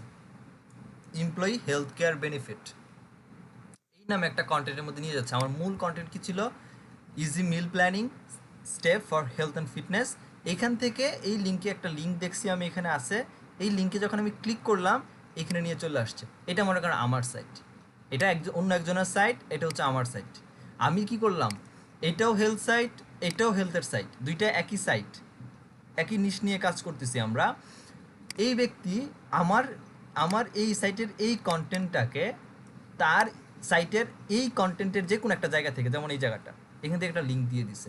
তার মানে এটা দাঁড়ালো সেটা হচ্ছে এই ব্যক্তি তার এই লিঙ্কের মাধ্যমে আমার ওয়েবসাইটের এই কন্টেন্টের এই ইউআরএলটাকে রেফার করে দিল, রেফারেন্স দিল, যেটাকে সহজ ভাষায় অফ পেজ এসইও বলা হয় বা ব্যাকলিঙ্ক বলা হয়, যে যেটা চিনি বা বুঝি। এই ক্ষেত্রে কি ভাইয়া ব্যাকলিংক করার ক্ষেত্রে আমার কি তার সাথে যোগাযোগ করতে হবে যে আমার এটার সাইটটাকে একটু অনেকগুলো প্রমোট মেথড আছে, করবেন? বললাম যে ব্যাকলিঙ্ক করার অনেকগুলো মেথড আছে। সো এই মেথডগুলোর মধ্যে কিছু মেথড আছে যে তার সাথে আপনাকে রিচ করতে হবে, আউটরিচ করতে হবে তার সাথে। আর কিছু মেথড আছে যে কারোর সাথে আমার কোনো কমিউনিকেশন করা দরকার নেই, আমরা অ্যাকাউন্ট ওপেন করেই হচ্ছে সিম্পলি ব্যাকলিঙ্ক ক্রিয়েট করে ফেলতে পারবো। অনেকগুলো মেথড আছে ব্যাকলিঙ্ক বা অফ পেজের আর কি। কিন্তু ভাইয়া যেটা দিয়েই করি সবগুলোর কাজ কি সেম, নাকি কোনোটাতে ইমপ্যাক্ট বেশি পড়ে কোনোটাতে কম পড়ে? মানে রিচ করে যদি আমি এটা তো আছেই। কমিউনিকেশন করে। এটা তো আছে, আচ্ছা আচ্ছা। কম বেশি তো অবশ্যই আছে। ওই যে বললাম, সবাই তো আমার ভালো বলবেন না আপনারা, তো আচ্ছা, এক্ষেত্রে ভাইয়া একটু শর্ট করে বলে দেন তো কোনটা বেটার হয়, কমিউনিকেশন করে তার সাথে আমার সাইটটা কি করা, নাকি টুল দিয়ে? সব থেকে বেস্ট হচ্ছে গেস্ট পোস্ট করা। আর গেস্ট পোস্ট আপনি উইদাউট কমিউনিকেশন করতে পারবেন না। সব থেকে ট্রেন্ডি এবং বেস্ট হচ্ছে গেস্ট পোস্ট। এবং মার্কেট প্লেসে একটা গেস্ট পোস্ট, সিম্পল একটা গেস্ট পোস্ট করার জন্য এক একজন এক্সপার্ট মিনিমাম $20 করে পে করে। কন্টেন্টও ক্লায়েন্ট দিয়ে দিবে, আপনি শুধুমাত্র ওয়েবসাইটের মধ্যে গিয়ে পোস্ট করে আসবেন রিচ করে। শুধুমাত্র এইটার জন্য $20 করে মিনিমাম চার্জ করা হয়। এতটা ট্রেন্ডি একটা ইস্যু এখন ব্যাকলিঙ্ক করার জন্য গেস্ট পোস্ট। ওকে ভাইয়া, ঠিক আছে। আচ্ছা, তো এই গেল আমার ক্লাসিফিকেশন বলেন, মেথড বলেন এসইও। আর এই হচ্ছে 1 ঘন্টায় টোটাল আমরা শেষ করলাম। ওভারভিউটা যা যা বাকি ছিল সব আমরা লাস্ট 1 ঘন্টা কিওয়ার্ড রিসার্চ নিয়ে কথা বলবো। এখন এই এতক্ষণ পর্যন্ত যা যা বলছি 1 নাম্বার ক্লাসের যেটা ছিল বাকি ছিল, যেটা গত ক্লাসে গেছে আর আজকে 2 দিন মিলে যেগুলো কভার করেছি আর কি। কারো কোনো কোয়েশ্চেন্স থাকলে বা কোনো ইস্যুস থাকলে বলেন, সলভ করি আগে 5 মিনিট। আচ্ছা, টেকনিক্যাল এসইওটা হচ্ছে যে আমরা একটা ওয়েবসাইট, যদিও এই টেকনিক্যাল এসইওটা আমি সবার শেষে দেখছি, হিসাব অনুমতে এই টেকনিক্যাল এসইওটা হচ্ছে সবার আগে থাকা উচিত। বাট এই ভুলটা আমরা না, এটা ম্যাক্সিমাম আমরা যারা ক্লায়েন্ট, যারা যে সকল ক্লায়েন্টগুলো পাই, প্রত্যেকটা ক্লায়েন্টই হচ্ছে এই ভুলটা করে থাকে। সেটা হচ্ছে টেকনিক্যাল এসইওটা আগে মেনটেন করতে হয়। সেটা হচ্ছে টেকনিক্যাল এসইওর মধ্যে কী কী পড়ে? টেকনিক্যাল এসইওর মধ্যে পড়ে হচ্ছে যে আমার ডোমেন নেম, ওই যে র্যাঙ্কিং ফ্যাক্টরের জন্য কাজ করে। সো আমার ডোমেন নেমটা কী হওয়া উচিত বা কেমন হওয়া উচিত, একটা ইস্যু টেকনিক্যাল ইস্যুতে দেখতে হয়। এই যে এক একটা ডোমেন দিব এবং ডোমেনের জন্য যে কন্টেন্টগুলো লিখবো, বা ধরুন মেন ডোমেন বা রুট ডোমেন যেটা নিব, রুট ডোমেনকে নেওয়ার পরে এই ডোমেনটার মধ্যে তো আচ্ছা, যাই। তো এইগুলো ডোমেন নেম। তো ডোমেনের পরে আসে যেটা হচ্ছে ক্যানোনিক্যাল। একটা ইউআরএলকে ক্যানোনিক্যাল আমরা দেখবো, এটা হচ্ছে অন পেজ এসইওতে গিয়ে একটা ওয়েবসাইটের যে ইউআরএলগুলো ক্রিয়েট হয়, যে রুট ডোমেনটাকে নেওয়া হয়, যে আমরা যে হ্যাঁ এই নামে অমুক.com আমাদের ওয়েবসাইট। তো ওয়েবসাইটে যখন রেডি করা হয় তখন ওই ইউআরএলটাকে ক্যানোনিক্যাল করে দিতে হয়। এটা টেকনিক্যাল এসইওর কাজ। এরপরে যে ইস্যুগুলো আসে সেগুলো হচ্ছে আমার সাইটের স্পিড, ওয়েবসাইটের কতটা স্পিডে আমার সাইট লোড হচ্ছে, ঠিক আছে। তো ওয়েবসাইটের স্পিডের দিকে আমাদের দেখতে হয়, এটা টেকনিক্যাল এসইওর মধ্যে পড়ে, এটাকে ফিক্স করতে হয়। তারপরে হচ্ছে আমাদের হোস্টিং, যে কোন জায়গা থেকে আমার ডাটা সেন্টার চলতেছে বা আমার হোস্টিংটা কেমন, হোস্টিংয়ের প্ল্যান কেমন। এখন অনেক হোস্টিং আছে এরকম যে আপনি একটা প্লাগইন ইনস্টল দিতে গেলে প্লাগইন ইনস্টল হয় না। এটা টেকনিক্যাল এসইওর মধ্যে থিম একটা ইস্যু, বড় ইস্যু। যদি সাইট ওয়ার্ডপ্রেসের হয়ে থাকে, ওয়ার্ডপ্রেস বা ওপেন কার্টের যদি সিএমএস এর যদি ওয়েবসাইট থাকে, সেক্ষেত্রে থিমটা অনেক বেশি ডিপেন্ড করে কি কি থিমের মধ্যে কোন কোন ফাংশনগুলো আছে, থিম লাস্ট কবে আপডেট হয়েছে, ওয়ার্ডপ্রেসের যে ভার্সনগুলো আসে ডে বাই ডে, সপ্তাহ সপ্তাহ মাসে মাসেই হচ্ছে ওয়ার্ডপ্রেসের আপডেট আসতেছে, ভার্সন চেঞ্জ হচ্ছে, সেই ক্ষেত্রে থিম আমার সাথে কম্পোর্ট কিনা, থিমের মধ্যে ক্রস ব্রাউজার সাপোর্ট করে কিনা। ক্রস ব্রাউজার হচ্ছে আপনি উইন্ডোজ ইউজ করেন, উইন্ডোজ আপনি ক্রোম ব্রাউজার ইউজ করেন, আরেকজন উইন্ডোজের মজিলা ফায়ারফক্স ইউজ করে, আরেকজন হয়তো বা অপেরা মিনি ইউজ করে, আরেকজন হয়তো বা অ্যাপলের সাফারি ইউজ করে, কেউ হয়তো বা লিনাক্স ইউজ করে উইন্ডোজ। সো এক একজনের এক একটা ব্রাউজার থাকতে পারে, আপনার ওয়েবসাইটটা প্রত্যেকটা ব্রাউজারই সাপোর্ট করে কিনা। সো এটাকে ক্রস ব্রাউজিং বলে। তো এটা আছে কিনা সেটা একটু দেখা। বর্তমানে এডিআই নামে একটা ফাংশন যুক্ত হচ্ছে, এটা ফুল মিনিংটা আমি ভুলে গেছি। এডিআইটা মানে হচ্ছে যে টোটালি ধরেন আমি চোখে দেখি, কানে শুনি, ঠিক আছে, সব কিছু আমাদের ওকে। এখন একটা ব্যক্তি কানে শোনে বাট চোখে দেখে না, সে যদি আপনার ওয়েবসাইটে আসে এবং ওয়েবসাইটের আসার পর সে যদি কোনো একটা কন্টেন্টে সাপোজ ঢুকলো, কেউ একজন ঢুকাই দিল তাকে একটা কন্টেন্টে। এখন ঢোকার পরেই এই যে টাইটেলটা আছে, টাইটেলটা অটোমেটিক্যালি রিড হচ্ছে, যেটা গুগল ভয়েস আমরা সার্চ করতে পারি, ঠিক আছে, অটোমেটিক রিড হচ্ছে বা কন্টেন্টগুলোকে অটোমেটিক রিডিং করতেছে। এটা এডিআই এর মধ্যে পড়ে। হ্যাঁ, নতুন অনেক থিম আছে যেগুলোর মধ্যে অ্যাটাচ করা থাকে। সো অ্যাকচুয়ালি থিমের মধ্যে আছে কিনা, থিমের মধ্যে আমার জাভাস্ক্রিপ্ট কত পার্সেন্ট ইউজ করা হয়েছে, সিএসএস কত পার্সেন্ট ইউজ করা হয়েছে, আমার এইচটিএমএল কোড কত পার্সেন্ট ইউজ করা হয়েছে, বুটস্ট্র্যাপ কত পার্সেন্ট ইউজ করা হয়েছে, এই ইস্যুসগুলো আমাদের থিমের মধ্যে দেখতে হয়। কেন? কারণ আপনার অনেক বেশি যদি এইচটিএমএল ইউজ করা হয়ে যায়, সেক্ষেত্রে সাইটের ফাইলগুলো বা থিমের যে ফাইল, ওটা অনেক বেশি লোড হবে। এই এইচটিএমএলটাকে যদি কম্প্রেস করে সিএসএসে নিয়ে যাওয়া হইতো বা সিএসএসকে কম্প্রেস করে বুটস্ট্র্যাপে নিয়ে যাওয়া হইতো, সেই ক্ষেত্রে হয়তো বা ফাইলের সাইজ রিডিউস হইতো, কম হইতো। সো ওইটার রেশিওটা দেখা যে অ্যাকচুয়ালি কতটুকু কাজ করতেছে, থিম কতটা এসইও ফ্রেন্ডলি বা মোবাইল ফ্রেন্ডলি, বা আপনাকে থিম ইনস্টল দেওয়ার পরে যে থিমটা নেবেন, এই থিমটা ইনস্টল দেওয়ার পর পিসির জন্য তো বা ডেস্কটপ মোডের জন্য তো আপনি রেডি করবেনই, সেই সাথে সাথে কি অটোমেটিক্যালি ফোনের জন্য ফোন ভার্সনে অটোমেটিক অপটিমাইজ হয়ে যাবে, নাকি আপনাকে আবার ম্যানুয়ালি ধরে ধরে ফোনের জন্য করতে হবে, এই একটা ইস্যু। সো এই ইস্যুগুলো দেখে পারফেক্টলি মেনটেন করেই হচ্ছে যতগুলো কাজ, এই ইস্যুগুলোর জন্য যতগুলো কাজ, ডোমেনের নেম, ইউআরএলকে ক্যানোনিক্যাল করা, স্পিড, হোস্টিং, থিম, এডিআই সব কিছু দেখাশোনাটাই টেকনিক্যাল এসইওর কাজ। এখন পর্যন্ত শুধুমাত্র টেকনিক্যাল এসইওতে যে ইস্যুসগুলো নিয়ে ক্লায়েন্টরা আসে সেটা হচ্ছে স্পিড অপটিমাইজেশন, ওয়েবসাইটের স্পিডকে অপটিমাইজেশন করা লাগে, আর কিছু লাগে না। বাকিরা এগুলো আগে থেকেই ক্লায়েন্ট নিয়েই রাখে, ডোমেন নেম ক্যানোনিক্যাল করাই থাকে, হোস্টিং, থিম সব কিছু নিয়েই সে আপনার কাছে ওয়েবসাইট নিয়ে আসে, কন্টেন্ট সব কিছু ঢেলে তারপরে সে আসে। হয়তো বা সেখানে প্রবলেম ক্রিয়েট হয়, তার অনেক কন্টেন্টের কারণে ওই রেশিও ঠিক না থাকার কারণে, জাভাস্ক্রিপ্টের পরিমাণ অনেক বেশি থাকার কারণে সাইটের স্পিড অনেক বেশি স্লো। এগুলো হচ্ছে টেকনিক্যাল এসইওর কাজ, বুঝতে পারছেন? হ্যাঁ, টেকনিক্যাল এসইও কিভাবে করতে হয় সেটা কি আমাদের দেখানো হবে? টেকনিক্যাল এসইওটা আমরা আছে তো, হ্যাঁ আছে, বাট অনেক, হ্যাঁ কিছু আছে, বেসিক কিছু আছে, বাট টেকনিক্যাল এসইওর মধ্যে পেজ স্পিডটা মনে হয় নাই, না পেজ স্পিডটা নাই আপনাদের তো দেখতেছি না, বাট কিছু আছে, বেসিক কিছু আছে টেকনিক্যাল এসইও। দেখি সমস্যা নেই। স্পিডের ব্যাপারটা কি আপনাদের যে আপনি দেখালেন না ওয়েবসাইটে, ইউটিউবে যে ফ্রি কোর্সের, ওটাতে কি আছে? মানে যদি আপনি এটা একটু প্রোভাইড করতেন। ওইটাতে আছে, বাট আপনার একটু স্পিড দেখতে হয় হচ্ছে এভাবে, জিটি ম্যাট্রিক্স নামে একটা ওয়েবসাইট আছে, gtmatrix.com, এইটা ইউজ করতে পারেন, বা গুগলের একটা আছে, গুগল ওয়েবসাইট পেজ স্পিড লিখে সার্চ করলেই পেয়ে যাবেন। gtmatrix.com এ যান, gtmatrix.com এ গিয়ে আপনি আপনার যে মেইন সাইট যেটা অ্যাকচুয়ালি যে রুট ডোমেনটা ক্রিয়েট হচ্ছে, এই রুট ডোমেনটা হচ্ছে জাস্ট জিটি ম্যাট্রিক্সে দিয়ে দেন, আর কিছু করতে হবে না। এখানে অটোমেটিক্যালি এই সাইট আপনাকে বলে দিবে যে আপনার ওয়েবসাইটের স্পিড কেমন, কত সেকেন্ডে লোড হচ্ছে বা কোন কোন জায়গায় সমস্যা আছে। আপনি শুধু তখন ধরে ধরে ওই জায়গাগুলোকে সলভ করবেন। যদি আপনি সলভ করতে পারেন, যেটা আপনার কাজ যদি হয় সেক্ষেত্রে আপনি করবেন। আর যদি মনে হয় যে না ওটা ডেভেলপারের কাজ, সেক্ষেত্রে ক্লায়েন্টকে বলেন। ক্লায়েন্ট এটা ডেভেলপারকে বললে ক্লায়েন্ট হচ্ছে ডেভেলপার হচ্ছে ওইগুলোকে ফিক্স করে দিবে, রিডিউস করা বলেন বা যেটাই বলেন। যেমন আমি সাইটটা দিচ্ছি, আমার সাইটটা দেখেন কি আসে।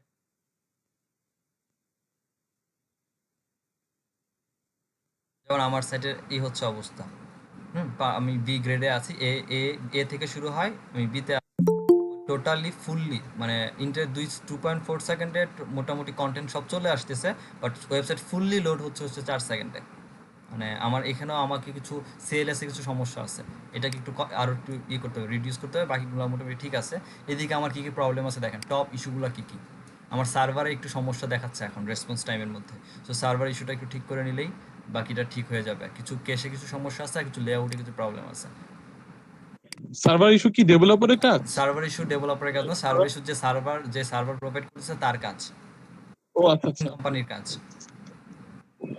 এখন দেখেন টোটালি আমার সাইটের মধ্যে দেখেন ইমেজ কত যতগুলো ইমেজ আমার সাইটের মধ্যে ইউজ করেছে সবগুলো ইমেজ মিলে তার সাইজ কত, আমার জাভা স্ক্রিপ্ট কত পার্সেন্ট বা কত সাইজের আছে এবং কত পার্সেন্ট, 33% জাভা স্ক্রিপ্ট আছে।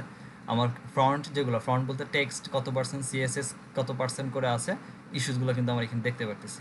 যদি মনে হয় যে রিডিউস করার প্রয়োজন দেন আমি রিডিউস করব, যদি মনে হয় যে না থাকুক সেক্ষেত্রে দরকার নেই, থাক। ঠিক আছে। তো জিটি ম্যাট্রিক্স থেকে আমরা ওয়েবসাইট স্পিড দেখতে পারি এবং কী কী সমস্যা, ওই প্রবলেমগুলোকে বুঝে তারপর হয়তো আমরা এগুলো ম্যানুয়ালি বলেন, যেটা যদি এটা আপনার কাজের মধ্যে পড়ে আপনি ডেফিনেটলি কাজটাকে সলভ করবেন। আচ্ছা, তো এরপরে আসি হচ্ছে কিওয়ার্ড রিসার্চ, যেটা হচ্ছে 51 মিনিট থেকে শুরু হচ্ছে, মানে 1 ঘন্টা আর এটা নিয়ে বক করব। আচ্ছা, কিওয়ার্ড কি? কিওয়ার্ড হচ্ছে আমরা যা লিখে সার্চ করি, আমরা গুগলে বলেন বা গুগলের মতো যা কিছু আছে যেখানেই খুশি আমরা যা লিখি, সেটা ইউটিউবেও বলেন যেখানেই বলেন, আমরা যা কিছু লিখে সার্চ করি ওটাই কিওয়ার্ড। যেমন আমি যদি বলি যে হোয়াট ইজ কিওয়ার্ড, এটাই কিওয়ার্ড। এই যে হোয়াট ইজ কিওয়ার্ড কথাটা লিখে সার্চ করলাম, এটাই একটা কিওয়ার্ড। বা আমি যদি সার্চ করি যে how to fix my phone, এই যে how to fix my phone কথা লিখে সার্চ করলাম, এটা একটা কিওয়ার্ড। বা আমি শুধু লিখে সার্চ করলাম কি রিংটোন, অনেক পুরোনো অভ্যাস এটা আমার, এই কিওয়ার্ডগুলো লিখে সার্চ করলাম, অনেক আগে সার্চ করতাম রিংটোন। আচ্ছা, সাপোজ সার্চ করলাম রিংটোন, এক শব্দের একটা অক্ষর, হ্যাঁ একটা ওয়ার্ডের, এটাও একটা কিওয়ার্ড। এখানে 1 2 3 4 5 ওয়ার্ডের একটা সেন্টেন্স বলেন, যেটাই বলেন, বা 5 ওয়ার্ডের, এটা একটা কিওয়ার্ড। এটা 3 ওয়ার্ডের, এটাও একটা কিওয়ার্ড। 2 ওয়ার্ডের হতে পারে কিওয়ার্ড। Best ringtone keyword. আপনি যা লিখে সার্চ করেন সেটাই একটা কিওয়ার্ড। এখন কিওয়ার্ড বুঝার আগে যেটা বুঝতে হবে সেটা হচ্ছে নিশ আর কিওয়ার্ডের মধ্যে একটা পার্থক্য আছে, সেটাকে বুঝেন। যে যদিও নিশটা এখানে বলা নাই, মডিউলের মধ্যে বলা নাই নিশ কি আর কিওয়ার্ড কি। আমি কিওয়ার্ড কি শর্ট ফর্ম KW দিয়ে বোঝাচ্ছি, ঠিক আছে। আচ্ছা, নিশ হচ্ছে ইন্ডিভিজুয়াল একটা টপিক, একটা ক্যাটাগরি, ইন্ডিভিজুয়াল একটা টপিক বা একটা ক্যাটাগরি, যে আপনি এক্স্যাক্টলি কোন টপিকের উপরে কাজ করবেন বা কোন টপিকের উপরে ক্লায়েন্টের একটা ওয়েবসাইট আছে। একটা নির্দিষ্ট টপিকের উপরে ডিপেন্ড করে একটা ওয়েবসাইট ক্রিয়েট হয় এবং ওই টপিকের এগেনস্টেই হাজার হাজার কিওয়ার্ড বের করা যায়। যেমন হচ্ছে আপনার নিশ বা টপিক হচ্ছে ট্রাভেল, বা আপনার হচ্ছে টেকনোলজি, আপনার টপিক হচ্ছে টেকনোলজি সাপোজ। সো এই টেকনোলজি, আপনার টপিক যেহেতু টেকনোলজি, তো আপনি যদি টেকনোলজি নিয়ে কথা বলতেছেন, সাপোজ মনে করেন আপনি টেকনোলজি নিয়ে কথা বলেন, এখন টেকনোলজির মধ্যে তো অনেক আছে। কি কি টেকনোলজি আছে? আপনি ধরেন মোবাইল ফোন টেকনোলজি, বুঝেন। এখন নিশের মধ্যেও একটা হচ্ছে মেইন নিশ, একটা হচ্ছে সাব নিশ, বলতে পারেন ক্যাটাগরি, সাব ক্যাটাগরি। টেকনোলজির মধ্যে অনেক ইস্যু আছে। টেকনোলজি গ্যাজেট নিয়ে আপনি কথা বলতে পারেন, টেকনোলজি। আপনি শুধুমাত্র ল্যাপটপ, গেমিং ল্যাপটপ নিয়ে কথা বলতেছেন, টেকনোলজি। আপনি শুধুমাত্র ফোন নিয়ে কথা বলতেছেন, টেকনোলজির মধ্যে পড়ে, বা টেকনোলজির সাব ক্যাটাগরি বা সাব নিশ এগুলো। ফোন, একটা সাব নিশ, বা ল্যাপটপ একটা সাব নিশ, মোবাইল গ্যাজেট সাব নিশ, বা আপনি ইয়ারফোন নিয়ে কাজ করতেছেন টেকনোলজির ইস্যু সাব নিশ, বা আপনি টেকনোলজিতে আপনি কথা বলতেছেন যে কীভাবে একটা রাউটারকে কি বলে ফিক্স করা যায়, বিভিন্ন প্রকার রাউটার নিয়ে আপনি কথা বলতেছেন, টেকনোলজির মধ্যে পড়ে। এখন আপনি যদি ধরেন টেকনোলজির মধ্যে গেমিং ল্যাপটপ নিয়ে আপনি কথা বলতেছেন, বুঝেন, একটা মেইন ক্যাটাগরি হচ্ছে আপনার টেকনোলজি, বা টেকনোলজির মধ্যে আপনি আরেকটা সাব নিশকে আপনি ধরতে পারেন, সেটা মনে করেন যে শুধুমাত্র গেমিং ল্যাপটপ। এখন গেমিং ল্যাপটপ নিয়ে যদি আপনি বলতে চান, গেমিং ল্যাপটপ নিয়ে আপনি হাজার হাজার কিওয়ার্ড বের করতে পারবেন।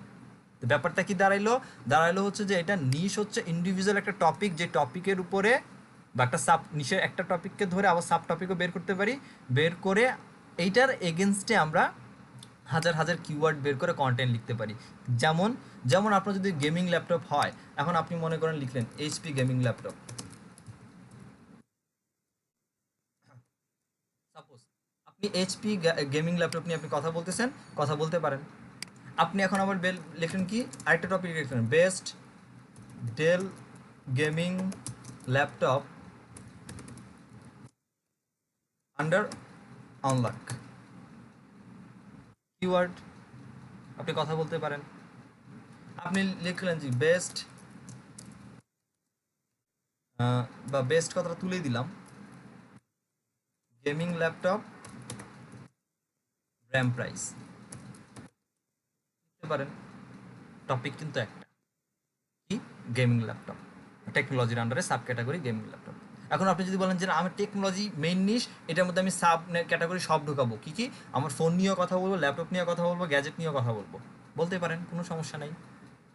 বাট স্পেসিফিক টপিক কি টেকনোলজি। সিমিলার আমার সাইডের দিকে যদি দেখাই, আমার সাইট হচ্ছে হেলথ সাইট। সো হেলথের মধ্যে আমি উইমেনের বিউটি নিয়ে কথা বলছি, মেন্সের হেলথ টিপস নিয়েও কথা বলছি, জিম নিয়েও কথা বলছি, সব কিছু নিয়ে কথা বলছি। এতটুকু কি বুঝছেন নিশার কিওয়ার্ডের মধ্যে পার্থক্যটা কি? জি ভাইয়া, বোঝা গেছে। ক্লায়েন্ট যদি কখনো আপনাকে সাইট, অনেক ক্লায়েন্ট এরকম পাবেন যে ক্লায়েন্ট আপনাকে সাইট ধরা দিবে, ধরা দিয়ে বলবে আমার এই সাইটের জন্য 2-4টা কিওয়ার্ডকে র্যাঙ্ক করে দিতে হবে। ক্লায়েন্ট এটাও বলবে না যে আপনার কোন কিওয়ার্ড র্যাঙ্ক করতে হবে, ক্লায়েন্ট এটাও বলবে না তো তার নিশ কি।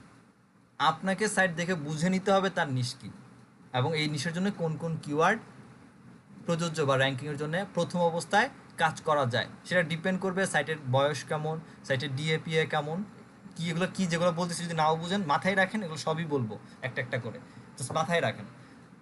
তো এই ইস্যুগুলো দেখে অ্যাকচুয়ালি ডিপেন্ড করে যে আমি কোনটা নিয়ে এই ক্লায়েন্টের জন্য কোনটা বেস্ট হবে। সেক্ষেত্রে সাইট দেখে তারপর আপনাকে ডিসিশন নিতে হবে।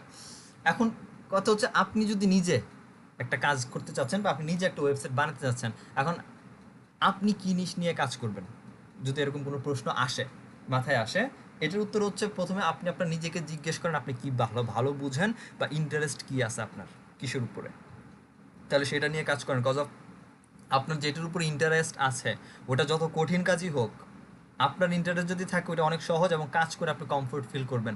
এরপরে যদি মনে হয় ভাই আমার কাছে তো কিছু আসে না আমার মাথায়, আপনি বলে দেন কি করব, সেই ক্ষেত্রে আমার সাজেশন হচ্ছে ডিরেক্টলি এখানে চলে যান। এখানে গিয়ে আমরা সার্চ করি হচ্ছে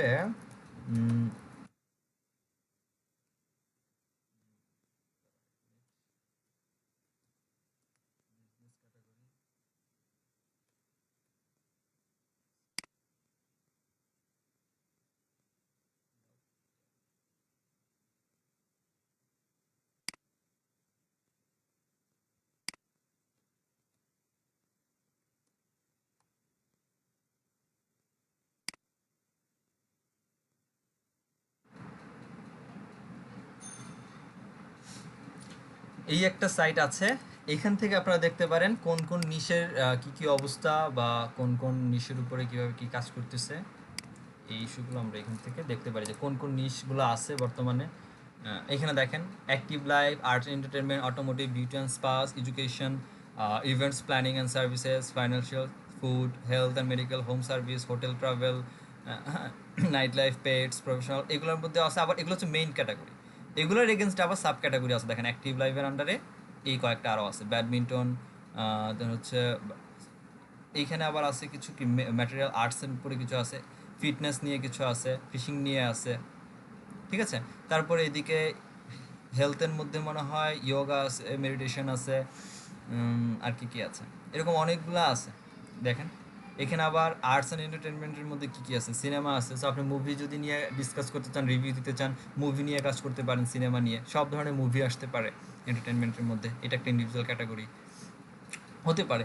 এদিক থেকে অটোমেটিভের মধ্যে যদি কারো কিছু থাকে, যেমন গাড়ি নিয়ে যদি কারো কোনো হবি থেকে থাকে, অনেকের বাইক পছন্দ, বাইক নিয়ে লেখালেখি করতেছেন, সো করতে পারেন,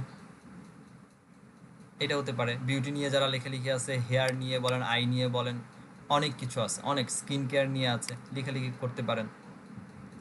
আইডিয়া এখান থেকে আপনারা কালেক্ট করতে পারেন। সো এখানে অনেক বড় একটা লিস্ট আছে, বসে বসে একটু দেখবেন যে এখানে কি কি বিষয়গুলো কাজ করতেছে। এটা গেল। তো এখন আসেন কিওয়ার্ড কত প্রকার। এগুলো হচ্ছে নিশ, হ্যাঁ, মেইন ক্যাটাগরি বা সাব ক্যাটাগরি সহ আর কি, মেইন নিশ এবং সাব নিশ। এখন নিশ কত প্রকারের হয় এটা হচ্ছে কথা। আমি তো বলে দিলাম ইন শর্ট যে মেইন নিশ, সাব নিশ, হ্যাঁ, এইটা না, এইটা ছাড়া আরেকটা যেটা আসে সেটা মূলত এসইওর ভাষায় যদি বলি আর কি, নিশ কত প্রকার। সো একটা হচ্ছে সিঙ্গেল নিশ, আরেকটা হচ্ছে মাল্টি নিশ।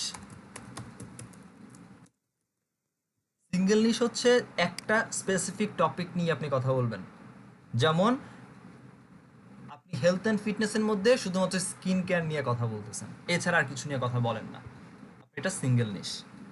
মাল্টি নিশ হচ্ছে আপনি হেলথের সাইডের মধ্যে জিম নিয়ে কথা বলতেছেন, স্কিন কেয়ার নিয়ে কথা বলতেছেন, হেলথেরই অনেকগুলো টপিক নিয়ে, বা সরি ওটা তো সাব, একই নিশের সাব ক্যাটাগরি গেলো, সরি, ধরেন আপনি হেলথ নিয়ে কথা বলতেছেন, আপনি ট্রাভেল নিয়ে কথা বলতেছেন, আপনি টেকনোলজি নিয়ে কথা বল, একই সাইট একটা সাইটের মধ্যে 3-4টা টপিক একসাথে ঢুকায় ফেলছেন, নিশকে কভার করতেছেন, ওইটাকে অ্যাকচুয়ালি মাল্টি নিশ বলা হয়।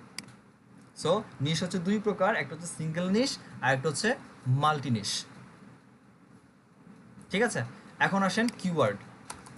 কিওয়ার্ড হচ্ছে বেসিক্যালি একদম বেসিক পারপাসে কিওয়ার্ড 4 প্রকার আপাতত জানেন।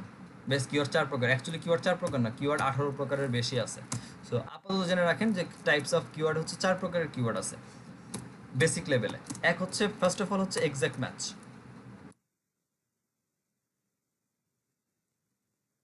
এক্সাক্ট ম্যাচ কিওয়ার্ড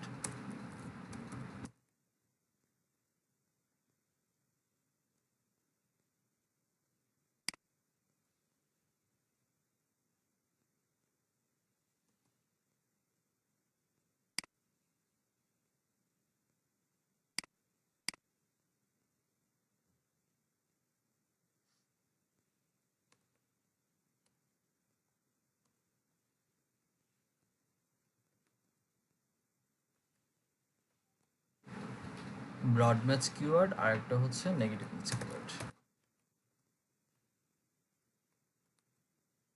এটা হচ্ছে নেগেটিভ ম্যাচ কিওয়ার্ড। এই হচ্ছে 4 প্রকার বেসিক লেভেলে, এই হচ্ছে 4 প্রকারের কিওয়ার্ড। এখন আসেন যে এই 4 প্রকার কিওয়ার্ডের কোনটা কি। ধরে নিলাম যে আমার গেমিং ল্যাপটপটা বা আচ্ছা এই কিওয়ার্ডগুলো বাদ দেই। ধরে নিলাম আমার মূল কিওয়ার্ডটা হচ্ছে লার্ন এসইও। আমি চাচ্ছি আপাতত এইটা হচ্ছে আমার মেইন কিওয়ার্ড, টার্গেটের মধ্যে আছে যে আমি এসইও নিয়ে লেখালেখি করব। সো এটা নিয়েই থাকি, এটা নিয়ে আমরা কিওয়ার্ড বের করবো। বাট আমাদের বোঝার কথা হচ্ছে যে আমরা যে কিওয়ার্ডগুলোকে নিব, এখন সেটা 2টা ওয়ার্ডের হতে পারে, 3টা ওয়ার্ডের হতে পারে, 4টা ওয়ার্ডের হতে পারে। সেই ক্ষেত্রে যদি 2টা ওয়ার্ডের হয় সেটা কোন টাইপসের কিওয়ার্ড। এখন এক্স্যাক্টলি কথা হচ্ছে যে এক্সাক্ট ম্যাচ কিওয়ার্ড কি, কাকে বলে, ফ্রেজ ম্যাচ কিওয়ার্ডটা কি, ব্রড ম্যাচ কি, নেগেটিভ ম্যাচ কিওয়ার্ড কি। এক্সাক্ট ম্যাচ কিওয়ার্ড হচ্ছে যে আপনি যে কিওয়ার্ড, কোনো একটা কিওয়ার্ডকে যেটা ইন্টেনশনে নেবেন, লাইক দ্যাট ধরেন লার্ন এসইও, এই কিওয়ার্ডটা হুবহু এরকম লিখেই সার্চ করব যেটা আমার ইন্টেনশনে আছে, এক্স্যাক্টলি যেটা আমার ইন্টেনশনে আছে ওইটা লিখেই সার্চ করব লার্ন এসইও, এবং লার্ন এসইও লিখে আমার ওয়েবসাইটকে র্যাঙ্ক করাইতে হবে। সো যখনই এক্স্যাক্ট একদম হুবহু একটা কিওয়ার্ডকে নিয়ে কাজ করা হয়, তখন ওই টাইপের কিওয়ার্ডটাকে এক্সাক্ট ম্যাচ কিওয়ার্ড বলে। যে আপনি লার্ন এসইও ধরছেন, লার্ন এসইও লিখে যদি কেউ সার্চ করে আপনার ওয়েবসাইট র্যাঙ্ক করা চাই, আদারওয়াইজ না। এই টাইপের কিওয়ার্ডগুলোকে অ্যাকচুয়ালি এক্সাক্ট ম্যাচ কিওয়ার্ড বলে। ফ্রেজ ম্যাচ কিওয়ার্ড হচ্ছে মেইন যে আপনার টার্গেটেড কিওয়ার্ডটা আছে, এই টার্গেটেড কিওয়ার্ডটাকে কোনো রকম ব্রোক করতে পারবেন না, কোনো রকমভাবে ভাঙতে পারবেন না, না ভেঙে এর আগে অথবা পরে, এর আগে অথবা পরে কিছু ওয়ার্ড ইউজ করে বা ফ্রেজ ইউজ করে কিওয়ার্ডটাকে আপনি ব্রড করতে পারেন বা একটু মডিফাই করতে পারেন, বাট মেইন যে লার্ন এসইও কিওয়ার্ড বা কথাটা আছে এটাকে আপনি ভাঙতে পারবেন না। যেমন যেমন এখন যদি বলি যে লার্ন এসইও অ্যাট হোম, আমার এটা হচ্ছে ফ্রেজ ম্যাচ কিওয়ার্ড, আমি আমার মেইন কিওয়ার্ডটাকে ভাঙি নাই, বরঞ্চ এরপরে জাস্ট একটা কিওয়ার্ডকে অ্যাড করে বা একটা ওয়ার্ডকে অ্যাড করে দিয়ে আমি এটাকে একটা ফ্রেজ ম্যাচে ট্রান্সফার করেছি বা মডিফাই করেছি। এরকম যদি বলে যে সামনে আমি যদি লিখি যে free learn SEO, similar phrase match keyword, আমি মেইন কিওয়ার্ডটাকে ব্রোকেন না করে সামনে শুধুমাত্র আমি একটা ওয়ার্ডকে ইউজ করেছি। এরপর আসেন ব্রড ম্যাচ কিওয়ার্ডটা কি? ব্রড ম্যাচ কিওয়ার্ড হচ্ছে আপনার যে মেইন কিওয়ার্ড বা এক্সাক্ট ম্যাচ যে কিওয়ার্ডটা আছে, যেটা আপনার ইন্টেনশনে আছে যে হ্যাঁ এইটার উপরে চাচ্ছি, হুবহু এটাই হতে হবে না, এটার উপরে এটাকে বেস করে আমার র্যাঙ্ক হলেই হয়েছে, সেই ক্ষেত্রে এই মেইন যে এক্সাক্ট যে কিওয়ার্ডটা আছে এটাকে একদম ভেঙে চুরে আপনি যেভাবে খুশি ওইভাবে মডিফাই করে নিয়ে হচ্ছে আপনি মেক করতে পারেন একটা কিওয়ার্ড। যেমন আমি যদি বলি যে how to learn SEO at home, দেখেন কিওয়ার্ডটা এখন ভাঙছি আমি, লার্ন এসইওটার মাঝখানে ফ্রি কথাটা তুলে দিয়ে মেইন কিওয়ার্ডটাকে আমি ভেঙে ফেলছি। এই হচ্ছে ব্রড ম্যাচ কিওয়ার্ড। আর ব্রড ম্যাচ কিওয়ার্ডগুলো সচরাচর অন্যান্য কিওয়ার্ডগুলো থেকে আকারে বড় হয়। দেখেন এখানে ওয়ার্ডের সংখ্যাও বাড়ছে, 1টা 2টা 3টা 4টা 5টা 6টা 7টা ওয়ার্ডের একটা কিওয়ার্ড আসছে। এখন আসেন নেগেটিভ ম্যাচ কিওয়ার্ডটা কি? নেগেটিভ ম্যাচটা একটু অন্যরকম, একটু পরে বলতেছি। এখন আগে আমার এটা বলেন যে এই 3 প্রকার কিওয়ার্ড নিয়ে কারো কোনো সমস্যা আছে বুঝতে? ভাইয়া বলেন। হ্যালো, জি এটা হচ্ছে হলো লাইক আমরা ইউটিউবে যেটা বলি মানে কি লং টেল কিওয়ার্ড, হ্যাঁ এটা কি হচ্ছে ব্রড ম্যাচের সাথে জি, same same long tail keyword বা broad match keyword same, okay. Similar জিনিস। আর কারো কোনো কোশ্চেন? বুঝতে কোনো অসুবিধা আছে? বুঝছেন? না ভাইয়া বুঝছি। মাথার উপর দিয়ে যাইতে ভাই পারে। আমার একটু প্রবলেম হচ্ছে, বলেন। ব্রড ম্যাচ আর ফেস ম্যাচ এই দুইটার মধ্যে একটু এক্সাক্ট ম্যাচ আর ফ্রেজ প্রবলেম ম্যাচের হচ্ছে। মধ্যে এক্সাক্ট ম্যাচ হচ্ছে যে আমার মাথায় ধরেন, এক্সাক্ট না, ফেস ম্যাচ আর ব্রড ম্যাচ আচ্ছা ফ্রেজ ম্যাচ 2 3 হচ্ছে আমার মাথায় ধরেন যে একটা কিওয়ার্ড ঘুরতেছে যে আমি চাচ্ছি এই কিওয়ার্ড নিয়ে আমি র্যাঙ্ক করব। তো এখন এই কিওয়ার্ডটা নিয়ে হুবহু দেখতেছি আমি র্যাঙ্ক করতে পারতেছি না, হ্যাঁ অনেক বেশি কম্পিটিটর, যেমন লার্ন এসইও এটা নিয়ে সার্চ করলে আমার ওয়েবসাইট আসবে না, আমি দেখতেছি বা বুঝতেছি কম্পিটিটর অনেক, সো এক্স্যাক্টলি এই কিওয়ার্ডটা নিয়ে র্যাঙ্ক করতে পারবো না। এখন একটা কাজ করতে পারি, সেটা হচ্ছে এই কিওয়ার্ডটাকে না ভেঙে, এই কিওয়ার্ডটাকে না ভেঙে এর আগে অথবা এর পরে কোনো শব্দ ইউজ করে এই কিওয়ার্ডটাকে একটু মডিফাই করা, এটাকে ফ্রেজ ম্যাচ বলে। যেমন আমরা লার্ন এসইওটাকে সেম রাখছি, রেখে শুধুমাত্র এর শেষে ওয়ার্ড ইউজ করে দিয়ে কিওয়ার্ডটাকে একটু মডিফাই করে দিয়েছি। যেমন লার্ন এসইও অ্যাট হোম, যেমন ফ্রি লার্ন এসইও, এরপরে দিতে পারতাম অ্যাট হোম, ধরুন সাপোজ অ্যাট হোম। আমি মেইন যে কিওয়ার্ডটা যেটা আমার ছিল এটা কিন্তু আমি ভাঙি নাই, না ভেঙে এই আগে পরে শব্দ ইউজ করে হচ্ছে আমি এটাকে মডিফাই করছি, দ্যাটস ওয়াই এটাকে ফ্রেজ ম্যাচ কিওয়ার্ড বলতেছি। আর ব্রড ম্যাচ হচ্ছে যে আমার এই যে মেইন যে টার্গেটেড কিওয়ার্ডটা মাথার মধ্যে ঘুরতেছিল যেটার মধ্যে র্যাঙ্ক চাই এটাকে নিজের মতো করে ভেঙে, নিজের মতো করে উল্টাপাল্টা করে ভেঙে, মেইন কিওয়ার্ডটা থাকলেই হয়েছে বাট সেটা যেখানে থাকুক ভেঙে ফেলতে পারতেছি আমি, কিওয়ার্ডের ওয়ার্ডগুলো থাকলেই হয়েছে। যেমন লার্ন কথাটাও আছে, এসইও কথাটাও আছে, আগে পরে থাকুক সমস্যা নাই, বাট ভেঙে যখন টোটালি নতুন একটা কিওয়ার্ডকে ট্রান্সফার করতেছি বা ট্রান্সফর্ম করতেছি, মডিফাই করতেছি, ওটা অ্যাকচুয়ালি ব্রড ম্যাচ বা লং টেল কিওয়ার্ড বলা হয়। বুঝছি ভাই।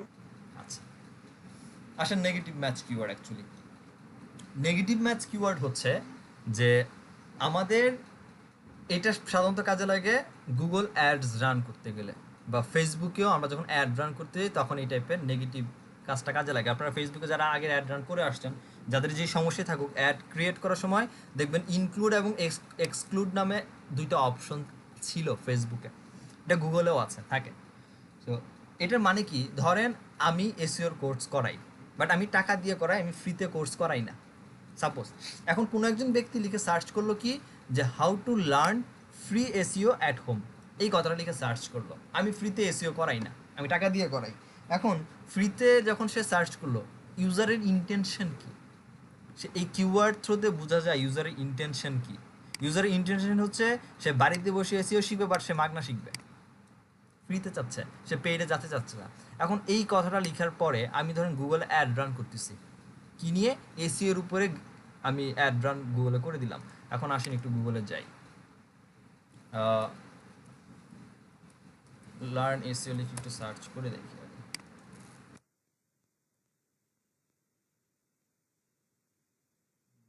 অ্যাড আপাতত নাই, এসইও কোর্স।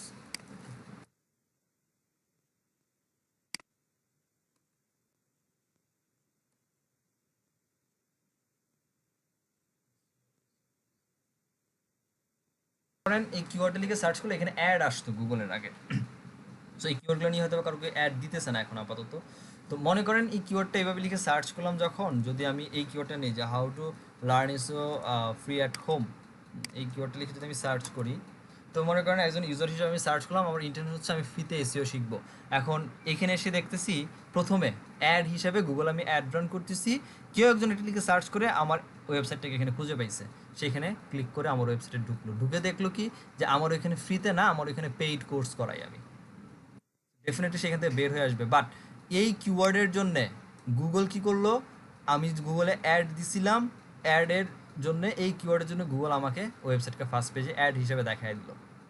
যখনই গুগল আমার সাইটটাকে অ্যাড হিসেবে দেখাইলো, পিপল এই কিওয়ার্ডের জন্য ক্লিক করছে। প্রত্যেকটা কিওয়ার্ডের জন্য গুগল একটা করে সিপিসি কাউন্ট করে, কস্ট পার ক্লিক। ধরে নিলাম এই কিওয়ার্ডটার জন্য সিপিসি হচ্ছে $1, দ্যাট মিনস ইউজার যদি জি কিছু বলবেন, আচ্ছা, ইউজার যদি এই কিওয়ার্ডটা লিখে সার্চ করে এবং কোনো একটা অ্যাড পায়, কোনো একটা ওয়েবসাইটের গুগলে এসে যদি কোনো একটা অ্যাড পায়, সেই ক্ষেত্রে ওই অ্যাডে যদি ক্লিক করে, গুগল ওই একটা ক্লিকের জন্য যে ব্যক্তি অ্যাড দিল তার পকেট থেকে $1 কেটে নিবে। আমার ইউজার করলো কি, এই আমার ওয়েবসাইটে সে পাইছে এই কিওয়ার্ডের জন্য, ক্লিক করে আমার ওয়েবসাইটে ঢুকছে, $1 আমার থেকে কেটে নিল। বাট সে আমার কাছ থেকে কোর্স নেয় নাই, কেন? কারণ সে ফ্রিতে চাচ্ছে, আমি ফ্রি করাচ্ছি না। দ্যাট মিনস এই কিওয়ার্ডটা আমার জন্য কোনো কাজের কিওয়ার্ড না। যেই সকল কিওয়ার্ডগুলো আমার জন্য কোনো কাজের না, এই সকল কিওয়ার্ডগুলোকে গুগলে অ্যাড রান করার সময় গুগলকে এক্সক্লুডের মধ্যে আলাদাভাবে বলে দিতে পারি, এরকম যে কেউ যদি যে এই কিওয়ার্ডগুলো লিখে সার্চ করে, সাপোজ ধরেন এখানে অনেকগুলো কিওয়ার্ড, এই কিওয়ার্ডগুলো লিখে যদি কেউ সার্চ করে, তুমি আমার ওয়েবসাইটকে ইউজারকে দেখাবা না অ্যাডের মধ্যে। এই যে গুগলকে স্পেসিফিক করে দিলাম যে এই কিওয়ার্ডগুলোর জন্য দেখাবা না, যেই কিওয়ার্ডগুলোর জন্য দেখাইতে নিষেধ করলাম, ওই কিওয়ার্ডগুলো আমার জন্য নেগেটিভ ম্যাচ কিওয়ার্ড, আমার জন্য নেগেটিভ ম্যাচ কিওয়ার্ড, ইউজারের জন্য না, আমার জন্য, যে অ্যাড রান করতেছে। বুঝতে পারছেন? জি জি। আচ্ছা, এই হচ্ছে নেগেটিভ ম্যাচ অ্যাকচুয়ালি। তো হচ্ছে এই যে 4 প্রকারের ভাইয়া। keyword। জি বলেন। ভাইয়া আবার একটু বলবেন নেগেটিভ ম্যাচটা? আচ্ছা, নেগেটিভ ম্যাচ হচ্ছে যে আমরা যখন অ্যাড রান করি, অ্যাড, সাউন্ড আসতেছে মাইক থেকে। আচ্ছা, ধরেন গুগলকে আমরা যখন অ্যাড রান করি, তখন গুগলকে ডিফাইন করে দেওয়া যে কোন কোন কিওয়ার্ডের জন্য আমার ওয়েবসাইটটাকে অ্যাডের মধ্যে দেখাবে না। যেই কিওয়ার্ডগুলোকে আমরা গুগলকে বলে দেই অ্যাড রান করার সময় যে এই কিওয়ার্ডগুলো তুমি দেখাবে না, ওই কিওয়ার্ডগুলোই হচ্ছে আমার জন্য নেগেটিভ ম্যাচ কিওয়ার্ড। আমার জন্য, যে ব্যক্তি অ্যাড রান করে তার জন্য নেগেটিভ ম্যাচ কিওয়ার্ড। কারণ হচ্ছে এই কিওয়ার্ডগুলোর জন্য কোনো ইউজার তার কাছ থেকে কোনো প্রোডাক্ট বাই করবে না, বরঞ্চ এই কিওয়ার্ডের থ্রুতে যদি তার ওয়েবসাইটটাকে পায়, ইউজাররা যদি ক্লিক করে, এই ক্লিকের জন্য গুগল একটা করে অ্যামাউন্ট তার কাছ থেকে কেটে নিবে, যেটা তার জন্য লস হচ্ছে। তো এই লসটা ঠেকানোর জন্য অ্যাকচুয়ালি আমরা এই নেগেটিভ ম্যাচগুলোকে বের করি এবং এগুলোকে মেনশন করে দিই গুগলে অ্যাড রান করার সময়, যেন এই কিওয়ার্ড পারপাসে আমাদের ওয়েবসাইটটাকে না দেখানো হয়। দ্যাটস ইট, আর কিছু না। কাজ করতে করতে ইনশাআল্লাহ আমরা সামনে শিখে যাব, সমস্যা নেই, প্র্যাকটিক্যালি যখন আমরা যাব। তো এখন এই 4 প্রকার। আচ্ছা ভাইয়া, গুগল এটা থেকে প্রাইসটা কেটে নেয় কেন? গুগল আবার বলেন।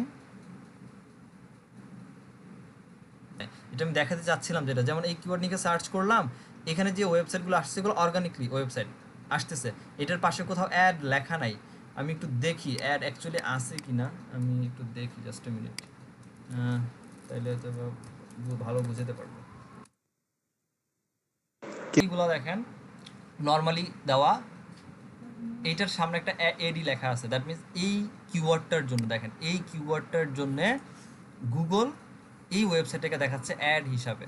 কারণ এই কিওয়ার্ডটার জন্য এই ব্যক্তি যে যার ওয়েবসাইট, এই ব্যক্তি গুগলে একটা অ্যাড রান করতেছে, ফেসবুকে যেমন আমরা অ্যাড রান করি এরকম গুগলে অ্যাড রান করতেছে, পাশে অ্যাড কথাটা লেখা আছে। এই শেষ বিদায়ে কি আসছে? তো এখন এই অ্যাডটা যে টাকাটা কেন কেটে নিচ্ছে, এই অ্যাডের জন্য কেটে নিচ্ছে, এই প্রত্যেকটা কিওয়ার্ডের একটা নির্দিষ্ট পরিমাণ সিপিসি আছে, কস্ট পার ক্লিক। আমরা যদি এটাকে একটু ওপেন কথা ছিল, আমার ওই টুলসটা মেবি ইনস্টল করা নাই, এখানে একটা সিপিসি দেখাইতো, সার্চ ভলিউম সহ একটা সিপিসি দেখাইতো। উবার সাজেস্টের একটা এক্সটেনশন ছিল আমার কাছে, বাট ওটা এখন নাই মনে হচ্ছে। এখানে এই কিওয়ার্ডটা লিখে সার্চ করবে, যে একটা সিপিসি আসছে, এই কিওয়ার্ডের মান্থলি সার্চ হচ্ছে 10, সিপিসি হচ্ছে 0, এটা 0 বলতেছে। তারপরে এটার সিপিসি 0 বলতে কয়েক সেন্ট হতে পারে, সেন্ট হিসাবে তো দেখায় না, এখানে ডলার হিসাবে দেখায়।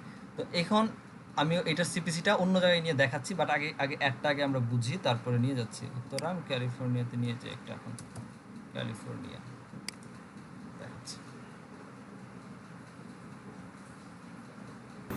এই কিওয়ার্ডটা বেস্ট ডেন্টিস্ট ইন ক্যালিফোর্নিয়া, এটার মান্থলি সার্চ হচ্ছে 90টা দেখাচ্ছে উবার সাজেস্ট, এবং সিপিসি হচ্ছে $5.68।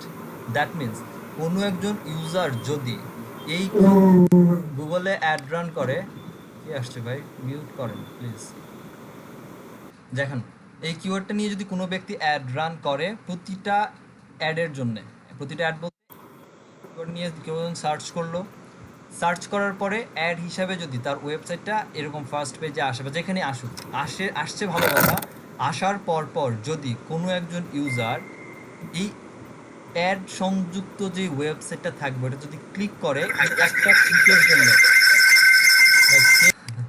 তো কেউ যদি এই দেখেন কই ছিলাম আর কই আমাকে ডিস্ট্রাক্ট করে নিয়ে যাচ্ছে আল্লাহ, এই কিওয়ার্ড নিয়ে যদি কোনো একটা ব্যক্তি ওয়েবসাইট অ্যাড রান করে তার ওয়েবসাইটে, আর সেই ওয়েবসাইট যদি গুগলের কোনো একটা জায়গায় আসে, যেখানেই আসুক, ইউজার যদি এই কিওয়ার্ডে সার্চ করার পর সেই অ্যাড যে ওয়েবসাইটের মধ্যে অ্যাড রান করতেছে সেটার মধ্যে যদি ক্লিক করে, প্রতিটা ক্লিকের জন্য গুগল তার কাছ থেকে $5.68 করে কেটে নিবে, যদি অ্যাড রান করা থাকে। কারণ গুগল সেই গুগল আপনি অ্যাড রান করছেন, গুগল এই অ্যাডের থ্রুতে এই কিওয়ার্ডের জন্য উইদাউট এসইও আপনার ওয়েবসাইটকে উপরের দিকে নিয়ে আসছে। এই যে উপরের দিকে পজিশন দিয়ে দিল অ্যাডের থ্রুতে, এইটার জন্য গুগল আপনার কাছ থেকে একটা নির্দিষ্ট পরিমাণ টাকা কেটে নিবে। সো আমার রিলেভেন্ট কিওয়ার্ড ছাড়া ইরিলেভেন্ট কিওয়ার্ডের জন্য যদি এরকম টাকা কেটে নেয়, তাহলে তো আমার জন্য লস। সেটা জন্য না করে, এই জন্য অ্যাকচুয়ালি আমাদের নেগেটিভ ম্যাচ কিওয়ার্ডগুলোকে ডিফাইন করে দিতে হয়। এতটুক কথা বলার জন্য এত কিছু ঘাটাঘাটি করা আর কি, বলেন আগে বুঝছেন কি না, নাহলে আরো জায়গায় যাব, সমস্যা নেই। স্যার বুঝি নাই। বুঝেন নাই? হ্যাঁ, একটু ক্লিয়ার করা লাগতো। বললাম যে ধরেন আমি এই কিওয়ার্ডটা লিখে সার্চ করলাম, বেস্ট ডেন্টিস্ট ইন ক্যালিফোর্নিয়া, এই কিওয়ার্ড নিয়ে আমি একটা ধরেন আমিও আমার একজন ক্লায়েন্ট ডেন্টিস্ট ক্যালিফোর্নিয়ার, তার ওয়েবসাইটে একটা পেজ বা একটা কন্টেন্টকে গুগলে, ফেসবুকে যেমন আপনারা অ্যাড রান করছেন ওরকম গুগলে অ্যাড রান করে আসছি। গুগলে যখন অ্যাড রান করলাম, ফেসবুকের অ্যাড কোথায় দেখায়? ফেসবুকে দেখায়। গুগলে যদি আমি অ্যাড রান করি, গুগলের অ্যাড কই দেখাবে? গুগল তার এই সার্ভের মধ্যে দেখাবে, এখানে দেখাবে। এখানে কই দেখাবে? এখানে এই যে অর্গানিকলি যারা র্যাঙ্ক করে আসে, এই সকল ওয়েবসাইটগুলোর প্রত্যেকটা হচ্ছে অর্গানিকলি র্যাঙ্ক করা, দ্যাট মিনস এসইও করে র্যাঙ্ক করা। দ্যাটস এদের সামনে অ্যাড কথাটা লেখা নাই। কিন্তু যখন আমি অ্যাড রান করব আর এই কিওয়ার্ড থ্রোতে যদি আমার অ্যাডটা এই ফার্স্ট পেজে আসে, ডেফিনেটলি এই কিওয়ার্ডের পাশে এডি কথাটা লেখা থাকবে, অ্যাড কথা লেখা থাকবে। যদি লেখা থাকে এবং সেই অ্যাডের মধ্যে যদি আমরা ক্লিক করি, মানে অ্যাড বলতে এই অ্যাড সহ যেই ওয়েবসাইটটার মধ্যে যদি অ্যাড কথা লেখা থাকে, ওই ওয়েবসাইটের মধ্যে বা লিঙ্কের মধ্যে এই কিওয়ার্ড নিয়ে সার্চ করার পরে যদি পাই এবং আমরা ক্লিক করে যদি আমরা এই এন্টার করলাম, ক্লিক করে ওয়েবসাইটের মধ্যে ঢুকলাম, এই যে ঢুকলাম, এখন আমি ঢুকে থাকি আর বের হয়ে যাই বা কোনো কিছু কিনি আর না কিনি, যেটাই করি না কেন, এই যে আমি এই কিওয়ার্ডের জন্য গুগল অ্যাড রান করলো এই ওয়েবসাইটের মাধ্যমে, বা এই ওয়েবসাইট একটা অ্যাডের উপরে চলতেছে, গুগলের ফার্স্ট পেজে আসছে, ফার্স্ট পজিশনে আসছে অ্যাডের মাধ্যমে, আমি যে ক্লিক করলাম ইউজার হিসেবে, ক্লিক করে ওয়েবসাইটে আসলাম, থাকি আর বের হয়ে যাই, প্রতিটা ক্লিকের জন্য গুগল আমার কাছ থেকে এই $5 করে কেটে নিবে, যেটাকে সিপিসি বা কস্ট পার ক্লিক বলি, কস্ট পার ক্লিক। আমি কি বুঝাতে পারছি? জি ভাইয়া। এখন এই কস্ট পার ক্লিককে গুগল এখন দুইভাবে ডিফাইন করে, একটা হচ্ছে সিপিসি আর একটা হচ্ছে সিপিএম। এখন সিপিএম নামে একটা চলে আসছে, সিপিএম বলতে এখন বলতে পারেন কস্ট পার মাইলস, অনেকে বলে এইটা, ঠিক আছে, কিন্তু এটা অ্যাকচুয়াল হচ্ছে কস্ট পার ইমপ্রেশন, ঠিক আছে। এখন গুগল যেমন বলে যে ক্লিক করবেন আপনি একটা ক্লিক, ধরেন এই কিওয়ার্ড নিয়ে অ্যাড রান করছে, অ্যাড আসছে আপনার সাইটের, কেউ ক্লিক করছে, আপনার কাছে টাকা কেটে নিছে, একটা ক্লিকের জন্য $5 কেটে নিছে। সিপিএমে এটা হয় না, সিপিএমে যেটা হবে সেটা হচ্ছে এই কিওয়ার্ডের জন্য কেউ ক্লিক করুক না করুক ফ্যাক্টর না, এই কিওয়ার্ড নিয়ে যদি 1000 বার আপনার এই অ্যাডটা একটা কিওয়ার্ডের জন্য লোকজনের সামনে আসে, সেই 1000 জনের জন্য একটা পরিমাণ, নির্দিষ্ট পরিমাণ একটা অ্যামাউন্ট আপনার কাছ থেকে কেটে নিবে, যেটাকে সিপিএম এর আন্ডারে পড়ে বা কস্ট পার মাইল বা কস্ট পার ইমপ্রেশনের মধ্যে পড়ে, ঠিক আছে। তো এই যে অবাঞ্ছিত যে টাকাটা কেটে নিচ্ছে আমার কাছ থেকে, আমরা জাস্ট শুধুমাত্র কি বললাম কিওয়ার্ড দিলাম এবং গুগল থ্রুতে একটা অ্যাড চলে আসলো, সেখানে ইউজার আমার কাছ থেকে কিছু কিনলো না, সো ওই কিওয়ার্ড আমার জন্য তো আসলে পারফেক্ট কিওয়ার্ড না। বাট আমার কাছে ঠিকই যদি এই কিওয়ার্ড নিয়ে কেউ আসে, ডেফিনেটলি আমার কাছে টাকা কেটে নিবে। এইটা রোধ করার জন্যই আমরা গুগলে যখন অ্যাড রান করি তখন নেগেটিভ ম্যাচ কিওয়ার্ডগুলোকে ডিফাইন করে দেই যে হ্যাঁ হ্যাঁ এই কিওয়ার্ডগুলো যদি দেই, এই কিওয়ার্ডগুলোর জন্য আমার ওয়েবসাইটকে দেখাবো না বা ইউজারদের সামনে অ্যাড হিসাবে শো করাবো না। দ্যাটস আমাদের নেগেটিভ ম্যাচ কিওয়ার্ডগুলোকে ইউজ করতে হয়, ঠিক আছে। কারো কোনো কোয়েশ্চেন আছে আর এই টপিক নিয়ে? আস্তে আস্তে আগাবো, বাট একদম ক্লিয়ার করে আগাই, যেন প্রবলেম না থাকে এটা নিয়ে। ভাইয়া এই কিওয়ার্ড গুলি কি আমার ওয়েবসাইটে থাকবে নাকি? জি, ওয়েবসাইটগুলো থাকার পরও দেখাবে না? হ্যাঁ, অ্যাডের মধ্যে দেখাবে না, অর্গানিকলি দেখালে দেখাক, বাট আপনি টাকা খরচ করে দেখাবেন না এগুলা। ও আচ্ছা, ঠিক আছে, করছি। যেই টাকা সেখানেই খরচ করবেন যেখানে টাকা খরচ করলে আপনার প্রফিট কিছু চলে আসবে, বাট আমার প্রফিট আসতেছে না, টাকা যাচ্ছে, এই টাইপের জায়গার মধ্যে আমার ইনভেস্টমেন্ট আমরা করব না। আর কারো কোনো কোয়েশ্চেন্স?